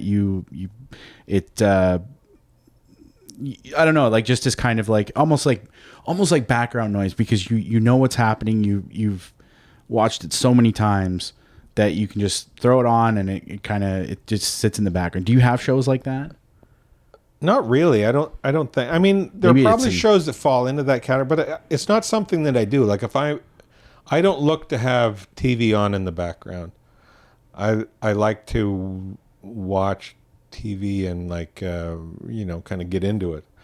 So I would more likely just put on some, like when I'm writing, I either just do white noise, like I do a lot of rainstorm kind of thing. I have this one track that I listen to. It's like a rainy night in a big city. Oh, okay. So it's kind of traffic and rain and low rumbling thunder, and that's what I have on when I write. Or sometimes I'll do like it's always instrumental, so never any words. Yeah. That's what I have on when I'm writing. And if I'm just, you know, going to have music on, if I'm going to have something on in the background while I'm doing something else that's not writing, then I would lean towards music as opposed to. Fair enough. But there's lots of shows that I just get comfort from, and that I'm you know, a real sitcom baby, and yep. I loved sitcoms, and I loved them all, really. You know, varying degrees of sitcoms to me are like, I think I'm less snobby than some people with sitcoms, because they're kind of pizza-ish to me. They are. Like the worst ones I can still watch and enjoy on some level. Mm-hmm. And in fact, if they're bad enough, you can enjoy them on that level, you know. If something is bad enough, that it becomes its own entertainment in that way. And then, you know, you run the gambit all the way up to the greatest, smartest sitcoms of all time. And so any sitcom that comes on, I could easily watch for a little while. Yeah, that's fair. You know? Well, no, I mean, and it's probably because I I recently figured out that I have ADHD, so I think it's like a stimulating thing for me where I will watch the same things over and over and just kind of have like The Office I've had on in the background for Because probably it gears you down. yeah, it's easy. It's not because I think the way it works is my brain is always the motor's always running, and so in that instance it's something to distract my brain where I don't have to think about it because I've watched it so many times. Right. And Corner Gas is one of those. I think my top 3 are The Office, Friends sometimes, and Corner Gas. It's Nice. it's one of the shows that really Good helps company. me. I'll take it. Oh yeah, it's for sure. And so I mean since the series started, I probably binge watched the series like at least twice a year since you started in like 18 years ago. Nice. And I'm not kidding. Like I love the show so much, and I quote it all the time. Like, and it's people don't always pick it up, but like there's one quote that I throw out all the time, where have you ever slept in a water resistant tent? You get pretty wet. And that's like early Karen. I think I can't remember, it's season 1 or 2, I think, when she says that, if I remember correctly. But yeah, I quote the series all the time. Because David's saved money to get bullet resistant. Yes, vests that's what instead it of is. Bulletproof vest. Save some money and got bullet resistant. Oh my vests. god, the show is so iconic, and the structure, the way it's structured, and the throwaway or cutaway gags that you guys did, that some of them like, I don't know what I mean, obviously, like they would have given you a decent budget, but some of those things, like where you guys figured out how to put together some of those like Wanda on the Vespa, and you turned Dog River into like Italy essentially with that. Like, that's amazing. Yeah, we had an amazing crew. We had like from the cinematographer all the way across the whole gambit, just talented, smart people who knew what they were doing, and really resourceful, because Saskatchewan, you're not downtown New York or Toronto or Vancouver, right? So you get, if you need something, sometimes you have to jerry rig it. And so like I would put our grips up against any team of marine engineers in, if you needed something built that would be functional and sturdy and be up in 18 minutes. And safe. Yeah. There, our crew was across the board fantastic. And our art department was, Incredibly right up creative. there. Like, a lot of people think that gas station was a gas station we found to shoot the show in, and it was built from scratch. It was just an empty shell, essentially. No, it didn't exist. It was just a field. And Hugh Shankland was our head of our art department. He designed the gas station, and it looked like it had been there for 70 years, and it just looked so real. And first season, before we had aired, so nobody knew there was this show, people would pull in all the time to the gas station while we were filming, because it just looks real. It just looks like a gas station. It's wild. It does look real. And in the off season, it's like when you go, like when I visited it, it was all boarded up, and they had like the painted wood on the outside so you couldn't see in. But I had always wondered how some of that was done, in terms of like, because I know you did obviously studio stuff, and a lot of it was done in Rolo, for sure. The Tragically Hip scene is done in both places. That's one of the nice movie magic. So when you see the Tragically Hip in my garage, that's in the studio. And when you see Wanda and Hank and Brent standing outside the garage, that's in Rolo, and we cut them together. And then when we shot in studio, we had Brent and Wanda and Hank walk into the garage, so it all ties together. But yeah, there was, that kind of movie magic is fun to do. See, and this is the shit that I love, because it's like I've worked on a bunch of sets, and I have loved movie making since I was a little kid, and TV shows and stuff like that, and seeing how some of that stuff is put together and made is just so fascinating, and it's so fun to be a part of. And Fred was actually the one that told me that the gas station was actually they actually built the gas station inside the set in Rollo, which I thought all of the stuff in the gas station, I thought it was all done in the studio and it was just green screen out the windows towards the empty field, but I guess not. No. Well, in the movie you did some of that. Some stuff was in the studio, correct? Not gas station. Gas station was all out there, yeah. And then and we had two versions of the Ruby, one out in Rollo and one in the studio for the interior.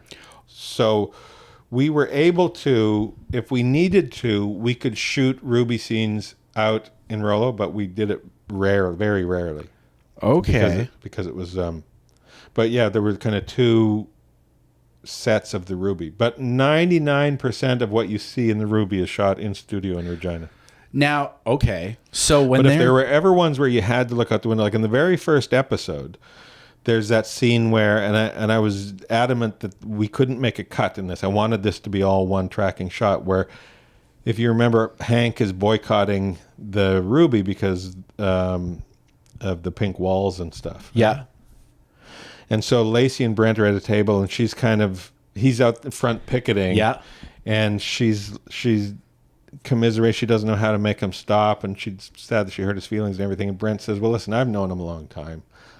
If you give me a minute, I think I can talk some sense into him." Yeah. And Brent gets up and walks out, and you see him go outside. Hank's at the window, and Brent walks over to him, slaps him in the head, knocks his hat off, takes his sign, snaps it, and then comes back. In the other way around, he breaks the sign first, and then slaps Hank in the head, and then walks back in and sits down. So I wanted that to all be one shot, no cuts. Yeah.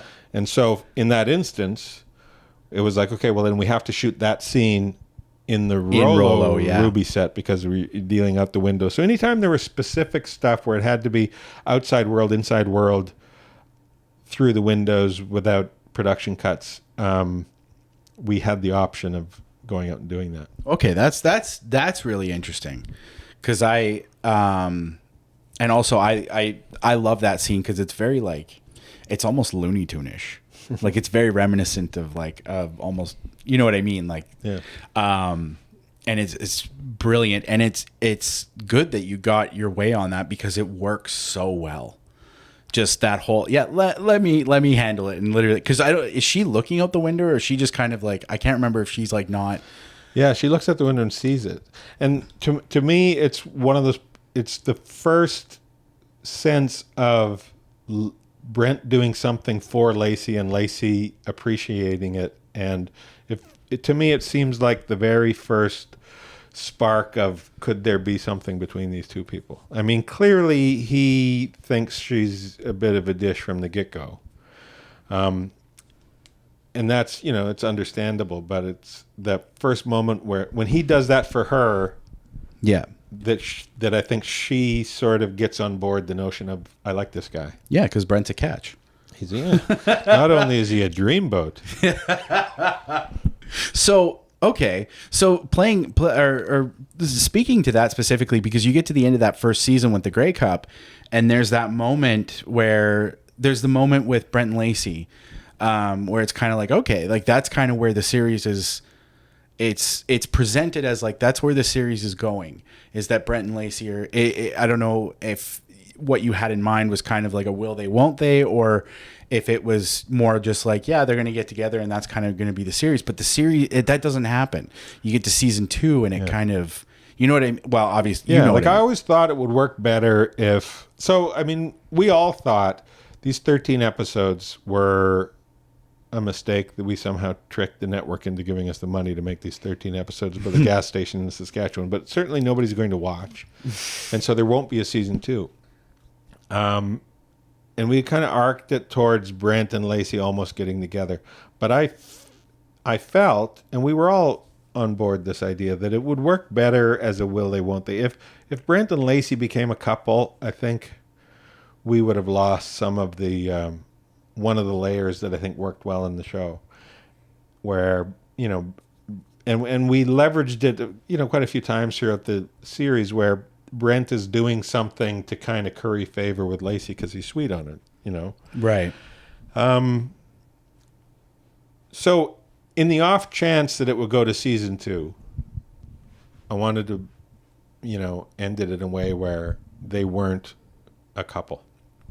And then when the first episode aired, and it was, 3 times as many people as we were hoping for to watch the show. It was huge. It was, over 1 million the first episode.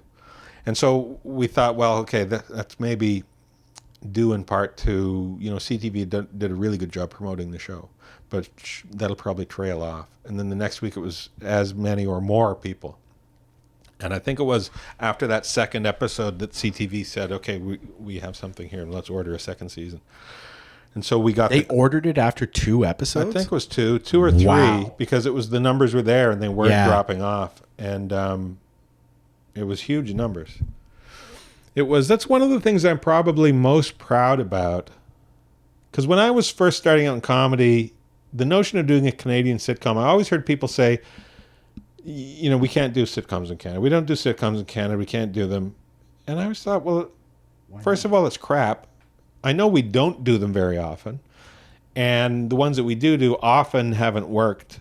But there have been, like King of Kensington ran for multiple seasons. And I don't care what anybody says, the gags in that show hold up. There's some really strong joke writing. I've never watched it, but I'm going to now. There's some really strong joke writing in King of Kensington.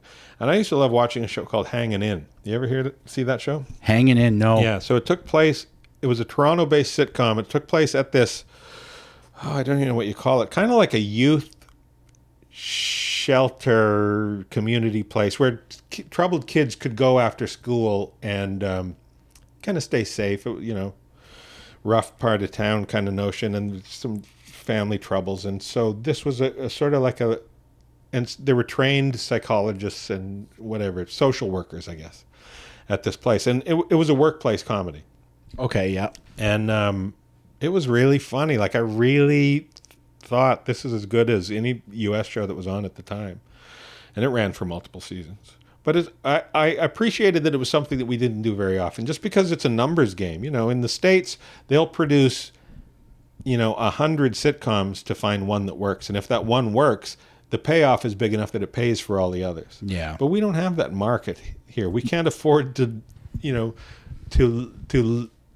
swing and strike out that many times. It's too expensive every time you strike out. So a sitcom is not something that has been ventured into very often. But that never made me think, well, you can't do it. I get that it's difficult to do, but I've seen it done.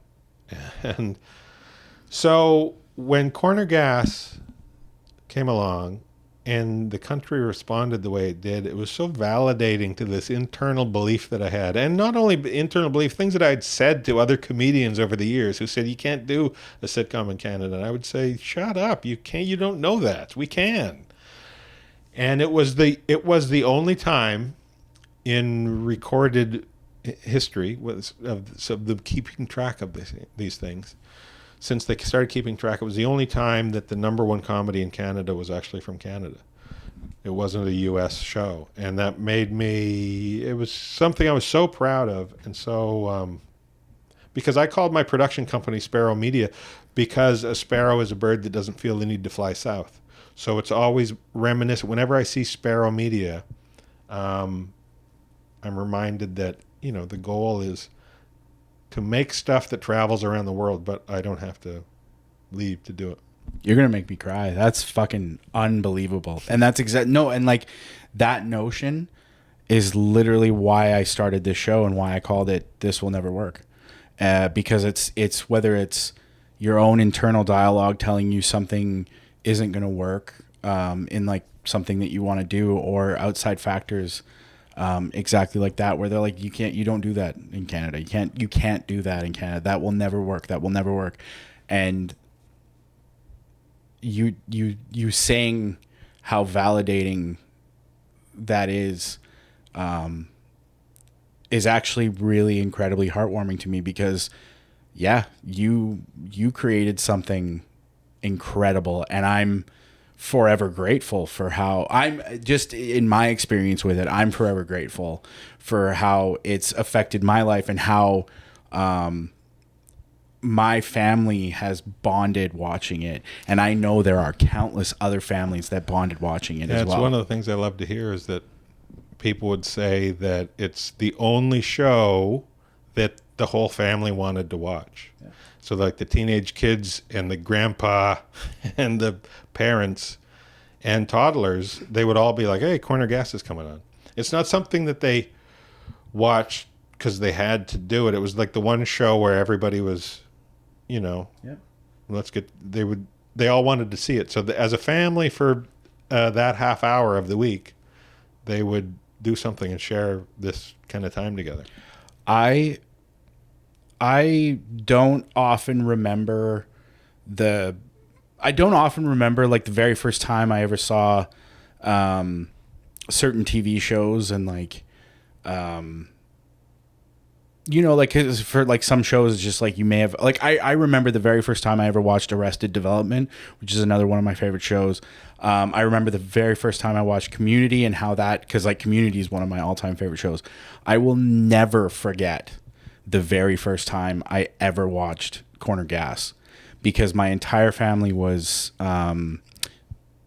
sitting around in our living room and it came on and they were like, oh, Lincoln, you got to come watch this show. It's so fun. And I think it was deep into season 1. Like it was, but they were like, oh my God, like you have to come and watch, you have to come and like, you know, see the show. It's so funny. And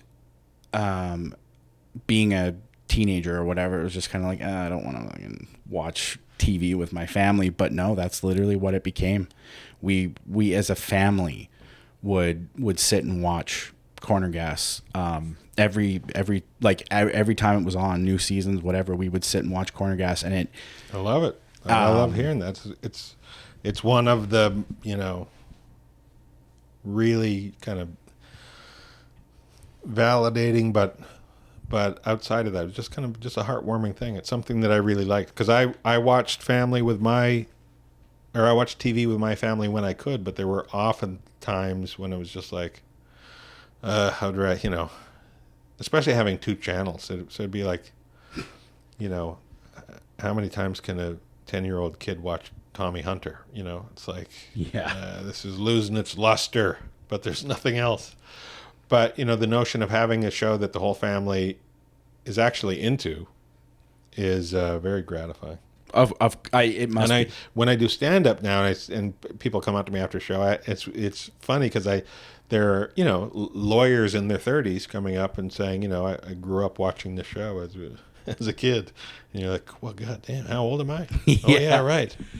Yeah, and I'm one of those kids that grew up watching it, and I have all the seasons on DVD. It's much easier to watch it now with streaming, but I put those DVDs through the ringer watching it. Seriously, like best thing in the world for you.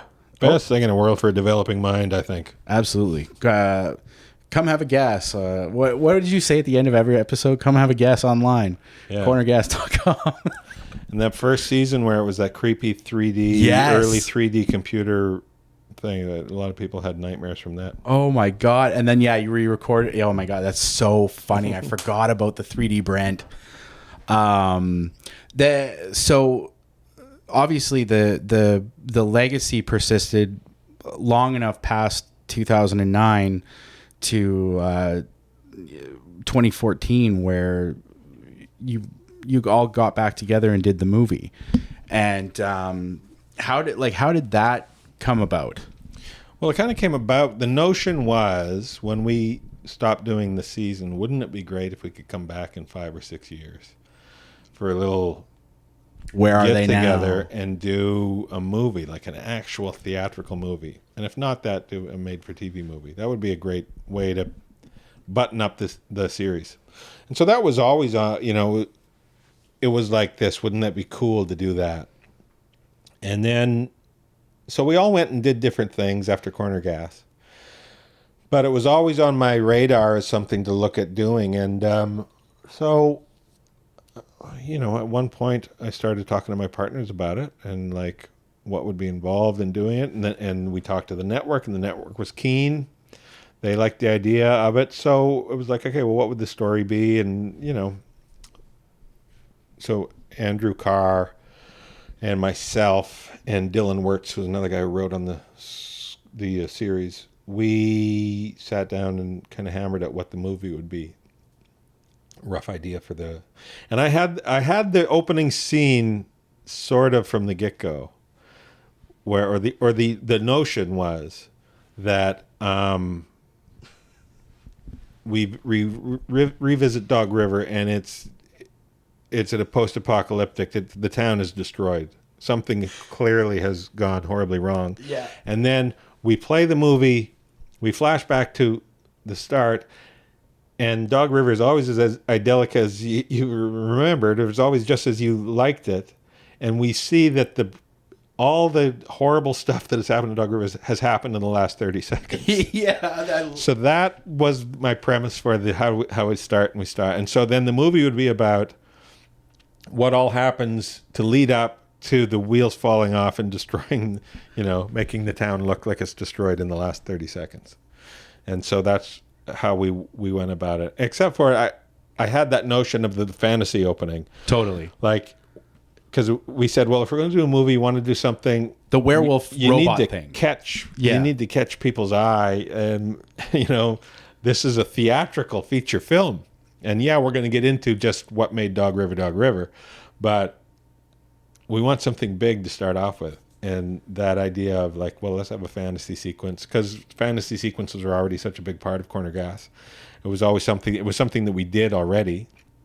So we just start with this guy coming in to rob Corner Gas, and yeah, it doesn't feel out of place at all. Wanda's a robot, and the guy turns into a werewolf, and Brent's a cyborg, bionic cyborg, and Hank's dreaming it all, right? Yeah. Yeah. Anyway, we came back and we did it involved calling the cast. I called the cast up and, would they still be into doing it, coming back and doing a movie? And they were all, not just into it. They were like, we were hoping you would call. Oh, that's good. So everybody was on board from the get-go. Yeah. With the only thing that stood out was Tara saying, I love this idea, but I have to tell you, I'm pregnant. Yeah. And I said, well, we'll write it in. Yeah, may as well. Karen could have a baby. Who Sure. knows, right? It's been a while, been a few years since we were there. So, and the only thing we had at one point, we had Karen riding the horse, and we couldn't do that with her pregnant. So the horse was pulling a cart. Oh, okay. So she sits in the cart instead of riding the horse. Right. We couldn't have the pregnant lady riding the horse. No, of course. But yeah, we just wrote the script, and people liked it, and it felt good and it felt right. And then there was kind of a bit of, again, validation in this. So we wrote the script, and the executives that were at the network at the time, it was different executives kind of in charge of this part of it. And they were skeptical. They didn't like the script, and they didn't like once we shot it, it was too slow. They felt like it was too slow. You got to speed it up. And I remember saying to them, the answer to all life's problems is not floor it. That's not always the best idea. I said, this is a show about a small town. It's got a certain pace that people like, and the dialogue's fast, and the jokes are fast, and that's all you need. But people like it to have this pace. And anyway, that was a bit of a battle with the movie, because they were like, it's bigger and theatrical. It's got to be big. And so anyway, we kind of dug in our heels, and I was like, no, this is the way I think the movie works best. And so they said, well, you know what we're going to do? We're going to pay a company to come and do a screening. We're going to private screening, and people weigh in like a, audience. Test audience kind of thing. Yeah. And I was like, oh, great, because, these notoriously, there's famous, All in the Family, one of the high water marks of television, scored the lowest of any audience test rate. Oh, People good. hated it in the audience test. Oh, God. So we went and we sat we snuck in the back of the theater. So it was in an actual theater. We had an audience there and everything. Oh, the studio, they don't like that. So did they know you were there? Yeah, they knew we were there. Oh, okay. But they didn't want the crowd to know that we were there. We didn't want to sway anybody. No, of course. So we snuck in the back after it had just started. And it played so great in the theater. Like big laughs. And the audience was made up of a bunch of different people. Like they specifically selected people who were Corner Gas fans, people who knew Corner Gas existed and had seen a few episodes, and people who'd never heard of it. People had no notion. And so that was, it was a wide demographic. Where did they do the screening? This is it was outside Toronto. It was in Ontario somewhere, like Mississauga-ish or something. And it played really well in the moment. And then, people fill out their thing at the end. Yeah. And the way the movie it really builds to sort of a crescendo and giant laughs and applause at the end. Like it was playing exactly as you would want it to, like better than our wildest dreams. And then the audience, they fill out the comment cards and then they leave. And then the people, it was a company from New York that they had hired who do this for movies. Okay. They'd come up and did this at the network's behest. And they tallied the numbers and they said, we've never seen a movie test this high. Get out. This is a hit. This is a hit movie in every one of our metrics and every one of our barometers. And our advice would be not to change anything because it's playing so great. And I got to be very smug in that moment. Oh, wonderfully smug in that moment. I told you so. Yeah.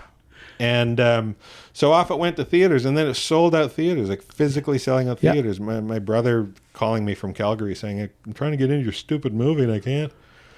And I bought tickets the day they went on sale. And then it was supposed to have one weekend run in the theater, and then it was they negotiated a short window, so theater for a weekend, and then I think it was going to be 2 weeks, and it would go to CTV and broadcast on television.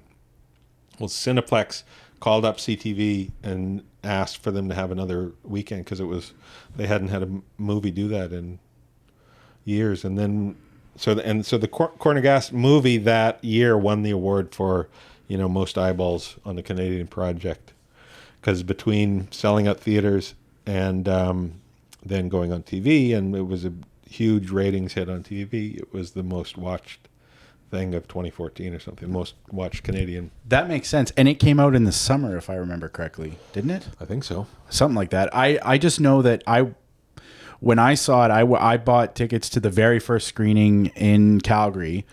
They played it at the Chinook Theater, the big theater they have there, and Lauren was there.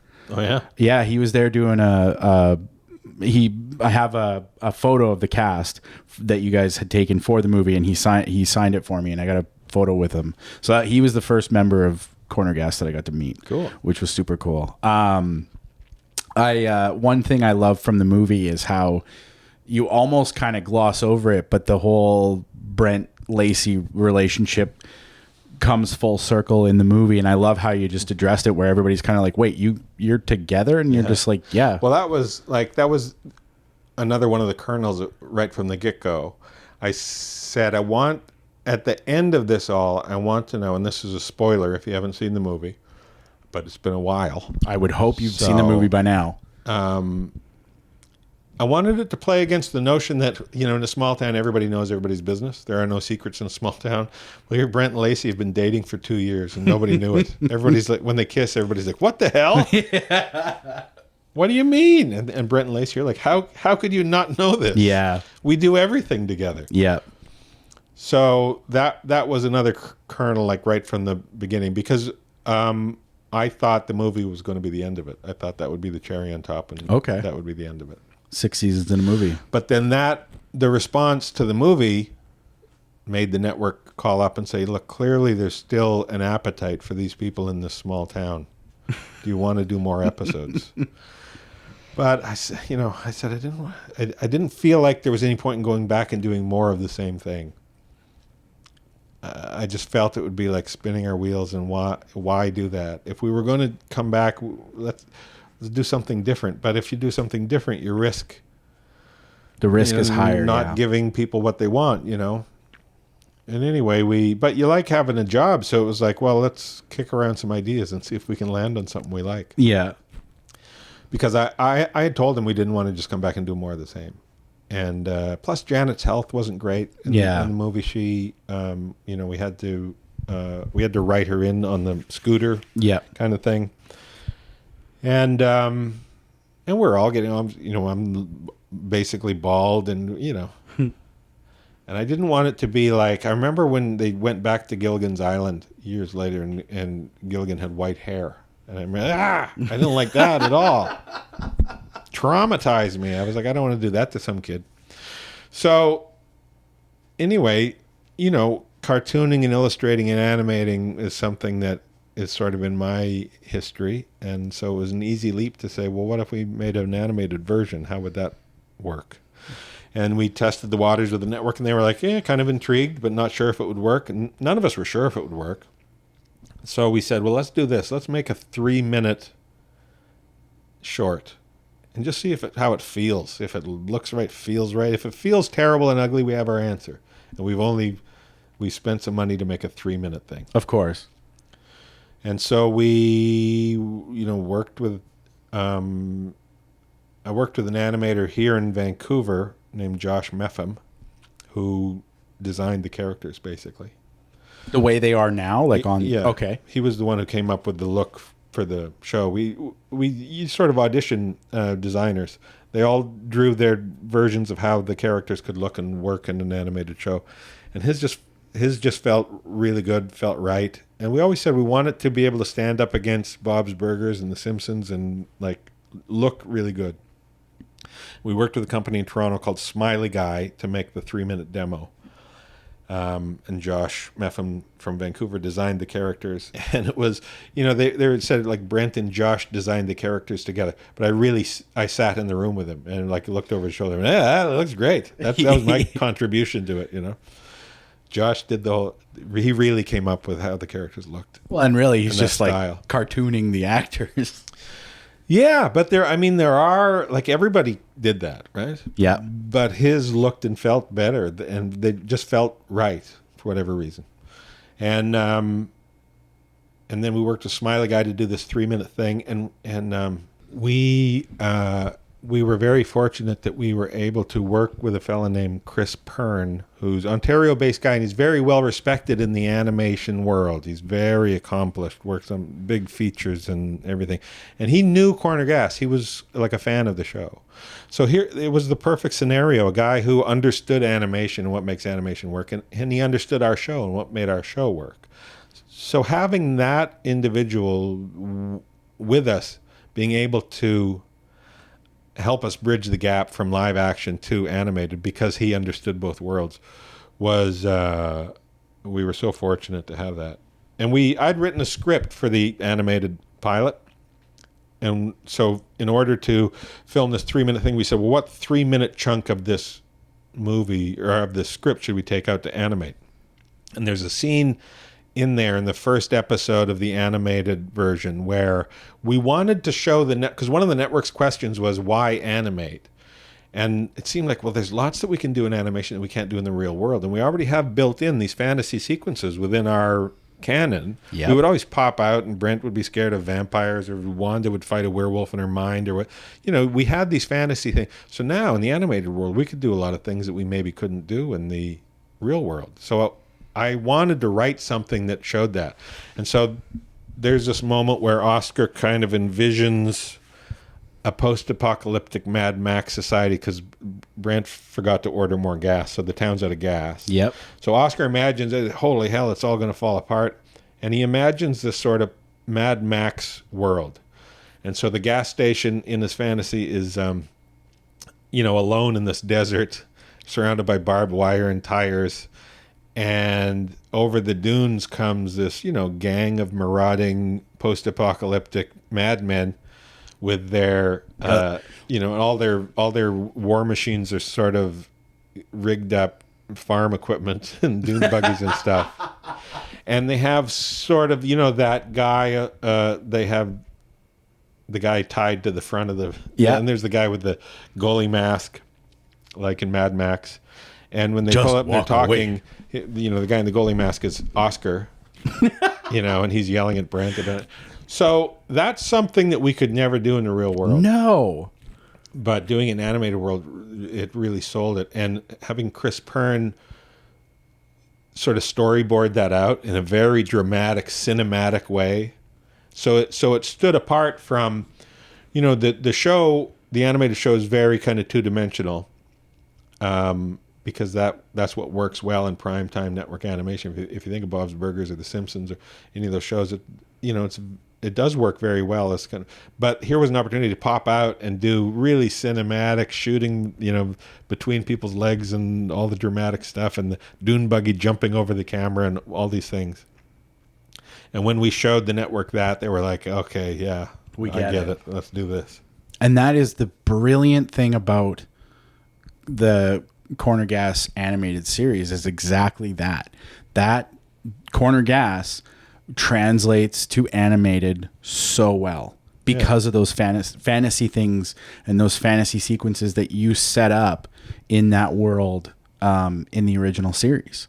In the original series one time, this was our high watermark. One time we wrote a fantasy sequence inside of a flashback. So Brent has a flashback to when he's a little kid, and the little kid has a fantasy about it being attacked by a vampire. Okay. So we thought, boy, we're really getting layered here now. We had a fantasy sequence inside of a flashback. Oh my God. That's awesome. Yeah, it's I love the animated series. I think it I was skeptical at first when it was first advertised, because with anything it's kind of I may have had the same kind of notion that maybe the network did, where it was like, well, why animation? Like, why what? But it's very quickly that any skepticism is quelled very quickly when you start watching it, because thank you. Yeah, I think so. You're very, you were right to hire the people you did. Like, it's very, it's really well done. And yeah, it does translate really well. And I know that season 4, I'm currently working through season 4 on Crave right now. I know it's the last season, and I think that's why I'm not done it yet, because I'm kind of staving it. Yeah, I'm savoring it a little bit, knowing that it's the last season. I do that with the shows I like. There was a British cop show called Pie in the Sky. Okay. That Nancy and I both loved, and we put off watching it watching the final episode forever. Yeah, because you don't want it to end. Yeah. So I think that's kind of where I'm at with it right now. I'm just kind of watching them here or there, where and it's because it's when I remember when you'd posted on Instagram, like, because I've talked, I'm literally telling you like how much this show means to me, and stuff like that. So it's like, yeah, it is kind of sad that like once I hit that episode, it's like, well, what then? Is it Corner Gas the podcast, or like what? It's looking forward. That's all you can do in life. Totally. But the great thing is, these things that we like, these shows that we like, they're, somebody was smart and recorded them. Yeah. And they exist forever, and you can go back and, and I do it all the time. I go back and watch old sitcoms and movies that I've seen 20 times, and just feel fortunate that that they exist in this, especially now in this world where we can so quickly and easily access things that give us comfort like that. Yep. Like, you're on a bus, you can pull out your phone and fire up an episode of whatever you want. All the time. It's amazing. It is. What a time to be alive. Just count our blessings. Oh yeah. I definitely do not take for granted the technological advance. I'm currently collecting VHSs again. Like, I have a pretty extensive VHS collection because pretty savvy eye to the future. I know where this is going. Oh yeah, I'm ahead of the curve on that one. The powder's never coming off these tapes. But yeah, sometimes it's just things are a little too accessible, so it's nice to slow down and kind of throw in a VHS tape here and there. Yeah. One kind of last question I had. Fred had told me that you guys were you were doing per episode, you were doing 8-day blocks where you were shooting 2 episodes at a time. So like kind of 4 days per episode and just bouncing around, shooting that. And he had said something like you guys were doing like 12 pages a day or something like that. Or like 10 pages a day. Yeah, like I would say more like 9 or 10 pages a day. That is wild. But when you get into a routine of things, and it's the same characters and the same sets for the most part, and you have these little fantasy things, but for the most part, those are built in studio somewhere. You can bang them off pretty quickly. Because I always liked, if we could, in a fantasy sequence or a flashback, I liked if we didn't have cuts within those. I wanted them to be short and live without cuts in them. So it was usually one quick set that we just needed a wall of something. Mm-hmm. So you get pretty efficient, You Yeah. get pretty efficient at it, and your ability to, reuse sets, and it all adds up. I guess that's true. And I mean, yeah, 22-minute scripted single camera comedy. Yeah, I guess once you get into the routine of it, you can bang it out pretty quickly. And yeah, and by that time, the cinematographer, like by the time we've done a season and we're into season 2, the cinematographer knows exactly where the lights need to be to get the perfect shot for this. There's there's a lot of less experimenting. totally. And to the point where, like, season 2, they started planting permanent lights where they knew they would have them all the time. So when you're turning the camera around, instead of setting up a whole bunch of things, you can flip a switch and your key light is on the cash register at the gas station. Oh, that, yeah, and I guess that kind of stuff makes perfect it sense. You get a grid. We set up a grid inside the studio, like a lighting grid and things like that. So there are natural efficiencies built into it once you start doing. And because the show is meant to not change, the whole idea is this small town doesn't change. So that all lends itself to efficiencies. Yeah, it would have gotten easier, I guess. The hard part would have been writing the stories to happen around that. How come only 6 seasons? I just felt it was time to. I felt that I didn't want to watch the show wither and die on the vine. I felt like, okay, we didn't short sheet anybody here. We thought we were going to do 13 and we did over 100. Yeah. And we all have to live half the year away from home. Like for me, I had to be there for 6 months. Yeah. And I don't think I was really burned out by the end of it too. Like David Story, my partner, said to me, he said by the end of season 6, he absolutely thought it was the right call, because just watching me, because it's like, I don't think people understand what it was. 17-hour days for me when we were shooting the show. Yeah. Because I would usually get picked up at 5 or 6 in the morning, go to set. And I was always doing 3 episodes at once. I was writing a future episode, I was acting in a current episode, and I was editing a past episode. Right. So there was and so because I'm on set, show running as well, like 11 hours, 12 hours. We would shoot for 11, but there's an hour lunch, so 12 hours on set. So I can only do so much editing, very little editing. So that would have to stack up at the end. So after a 12-hour day on set, that usually had a couple hours on in front of it,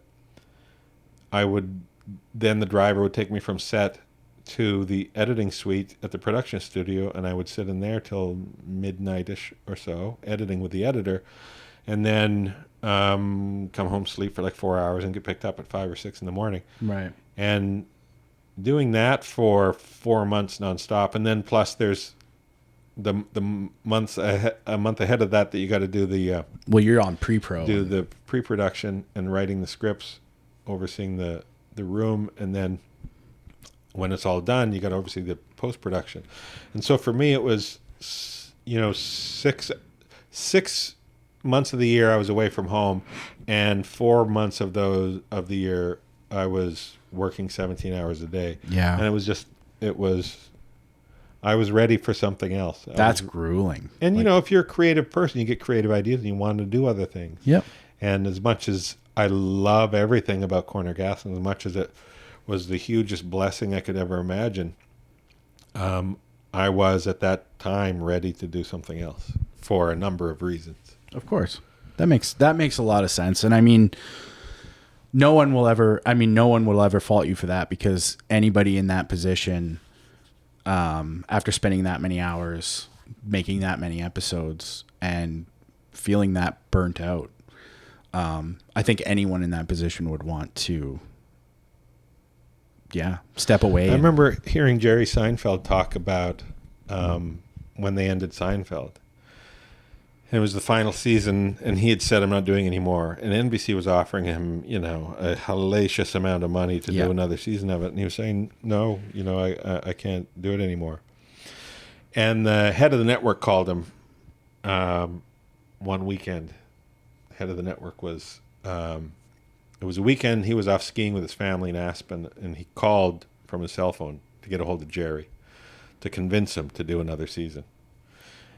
And made an extra offer, huge offer of money. He was going to be making more than $1 million this episode, or $2 million an episode, or something like that. And Jerry said, I have more money than I'll ever be able to spend, right? And I don't need any more. I don't need any more money, and I just can't keep doing this. And the guy said to him, "I don't understand. Why can't you keep doing this?" And Jerry said to him, "Where are you calling me from?" And he said, "Oh, I'm skiing with my family up in Aspen." And Jerry said, "I'm in a basement editing a show. It's the weekend, and this is my life. This is where I don't do anything but this around the clock. Yeah. I can't go ski with my family in Aspen. If I could do what you're doing and make this money, absolutely, but I can't." And so at a certain point, the money has to drop off when, especially when he's been so well compensated already. And when he was talking about that, I felt like, people can't really wrap their head around if you're creatively responsible for making sure what hits the air is the way you want it to be and the way the audience wants it to be. I don't think people understand the amount of work that goes into it. And so it just had to, for my health, it had to wrap up. But also, I just felt, like I said, you're a creative person. You want to create things. You only want to go to the well so often. And then also just from a pragmatic, practical standpoint, if you can look at yourself as an asset on the show business market, if you get out before you start to wane, and if you get out at a high point, the odds of you getting to do another thing are really high, greatly increased. Yeah, get out while the getting's good. Yeah, and so there was a pragmatic but that pragmatic part of it was the cherry on top. It was like everything else was the meat and potatoes. Like, we should end this now. Yeah. And I also, I just felt like the show, I've said this before in interviews, I felt like the show tapped me on the shoulder and said, I should wrap it up. We should go, And it wraps up, the series wraps up really nicely. And if that was all we had gotten in terms of stories from Dog River, that would have been totally fine. But the fact that, you did actually make a movie, that many years later, and then, now the continuation, like 4 more seasons of the animated. The animated is almost like a living graphic novel. That's what I love about it. And I mean, if someday we ever got like an actual printed graphic novel of stories from Dog River, that would be cool too. But it's just like that lasting legacy, and the fact that it had, like, you have continued it beyond the initial 6 seasons. I I can say as a fan, and I know I speak for a lot of us as fans, is like we're incredibly grateful for that, and we will forever be grateful for that because we love Corner Gas, all of us. Well, thank you. Yes. Thank you. I'm awful fond of the show myself. I would think so. I also want to thank you for coming and doing this. I don't think any other kind of podcast I ever do going forward is ever going to top this. Oh, I didn't know about that. That's ridiculous. No, it's not. You should make a damn point of doing episodes that make this one look terrible. That should be your. I mean, they're getting. I feel like I'm getting better at this as I go, and really, I get to sit here and listen to interesting people talk. That's the beauty of this for me. I don't have to be that interesting. Well, it's working. Yeah, it was a lovely chat. Oh, thanks for having me. Oh my God, this has honestly been incredible, and I would. When your book comes out, I would love to do it again. I guess next fall. If any of your listeners want to stay in the loop or advance of the book coming out, and like one of the things we're going to do, so you can go to my website, brentbutt.com, and just sign up for the bulletins there. Okay. Because everybody that signed up for the bulletins, we're probably going to do things like release the first chapter to people who are signed up for the bulletins. Oh. They'll probably be the first ones to see the cover art when it comes out, things like that. So okay. If any of your listeners are interested in that kind of, advance / exclusive material about the book and just other things that I'm working on, I send out one of these bulletins about once a month. So It's not like it's cram in your inbox. Well, I'll definitely be signing up. I'm always just go interested to the main website, brentbutt.com. For sure. And then obviously follow Brent on Instagram and all that so you can catch up with everything that he's doing there. Twitter and Instagram. At Brent Butt. That's really the only. There's a Facebook presence, but I don't have anything to do with that really. Very little. Facebook's dying. I don't know how to do it. No, it's kind of Facebook's annoying. Like you can't make any traction on there. So Twitter, Instagram, but the bulletins off the website is where that's the only place that'll get some of this exclusive stuff. BrentButt.com. Go to BrentButt.com. Yes, thank you again for doing this. My pleasure. Oh my God, this was so fun. So that's going to do it for this episode of This Will Never Work. You're going to edit this down to about 3.5 hours? Trim a couple hours out of it? Yeah. I mean, we went for 7, so yeah, about 3.5. Listen to this on your next flight to the UK. Yeah, when you're flying to France or whatever. But for this episode of This Will Never Work, I'm Lincoln. I'm Brent. Let's try again tomorrow. Sometimes the irony of trying to write a theme song for a show called This Will Never Work gets the best of you, and, well, it sucks. So, welcome.